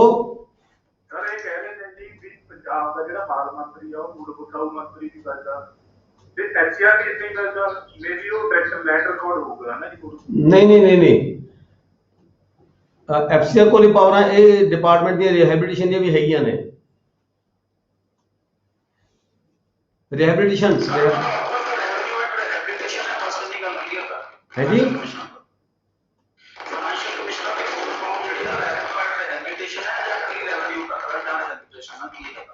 Financial commissioner revenue and rehabilitation, ਇਹੀ ਇਹਨਾਂ ਕੋਲ ਹੀ ਪਾਵਰਾਂ ਨੇ ਸਾਰੀਆਂ। Financial commissioner revenue and rehabilitation, ਠੀਕ ਹੈ ਜੀ। ਜਦੋਂ ਜ਼ਮੀਨਾਂ ਆਪਾਂ ਅਲਾਟ ਕਰਦੇ ਆ ਕਿਸੇ ਨੂੰ, ਉਹ ਜਿਹੜਾ ਰਿਹੈਬਿਲਿਟੇਸ਼ਨ ਐਕਟ ਦੇ ਤਹਿਤ ਕਰਦੇ ਆ, ਇਸ ਕਰਕੇ ਉਹ ਜਾ ਕੇ ਫਾਈਨਲ ਐਫਸੀਆਰ ਕੋਲੇ ਹੁੰਦੀਆਂ ਨੇ। ਰਿਹੈਬਿਲਿਟੇਸ਼ਨ ਦਾ ਡਿਪਾਰਟਮੈਂਟ ਵੀ ਐਫਸੀਆਰ ਸਾਹਿਬ ਕੋਲ ਹੀ ਹੈ, ਰੈਵਨਿਊ ਵਾਲਿਆਂ ਕੋਲ ਹੀ ਹੈ। ਹੈ ਜੀ।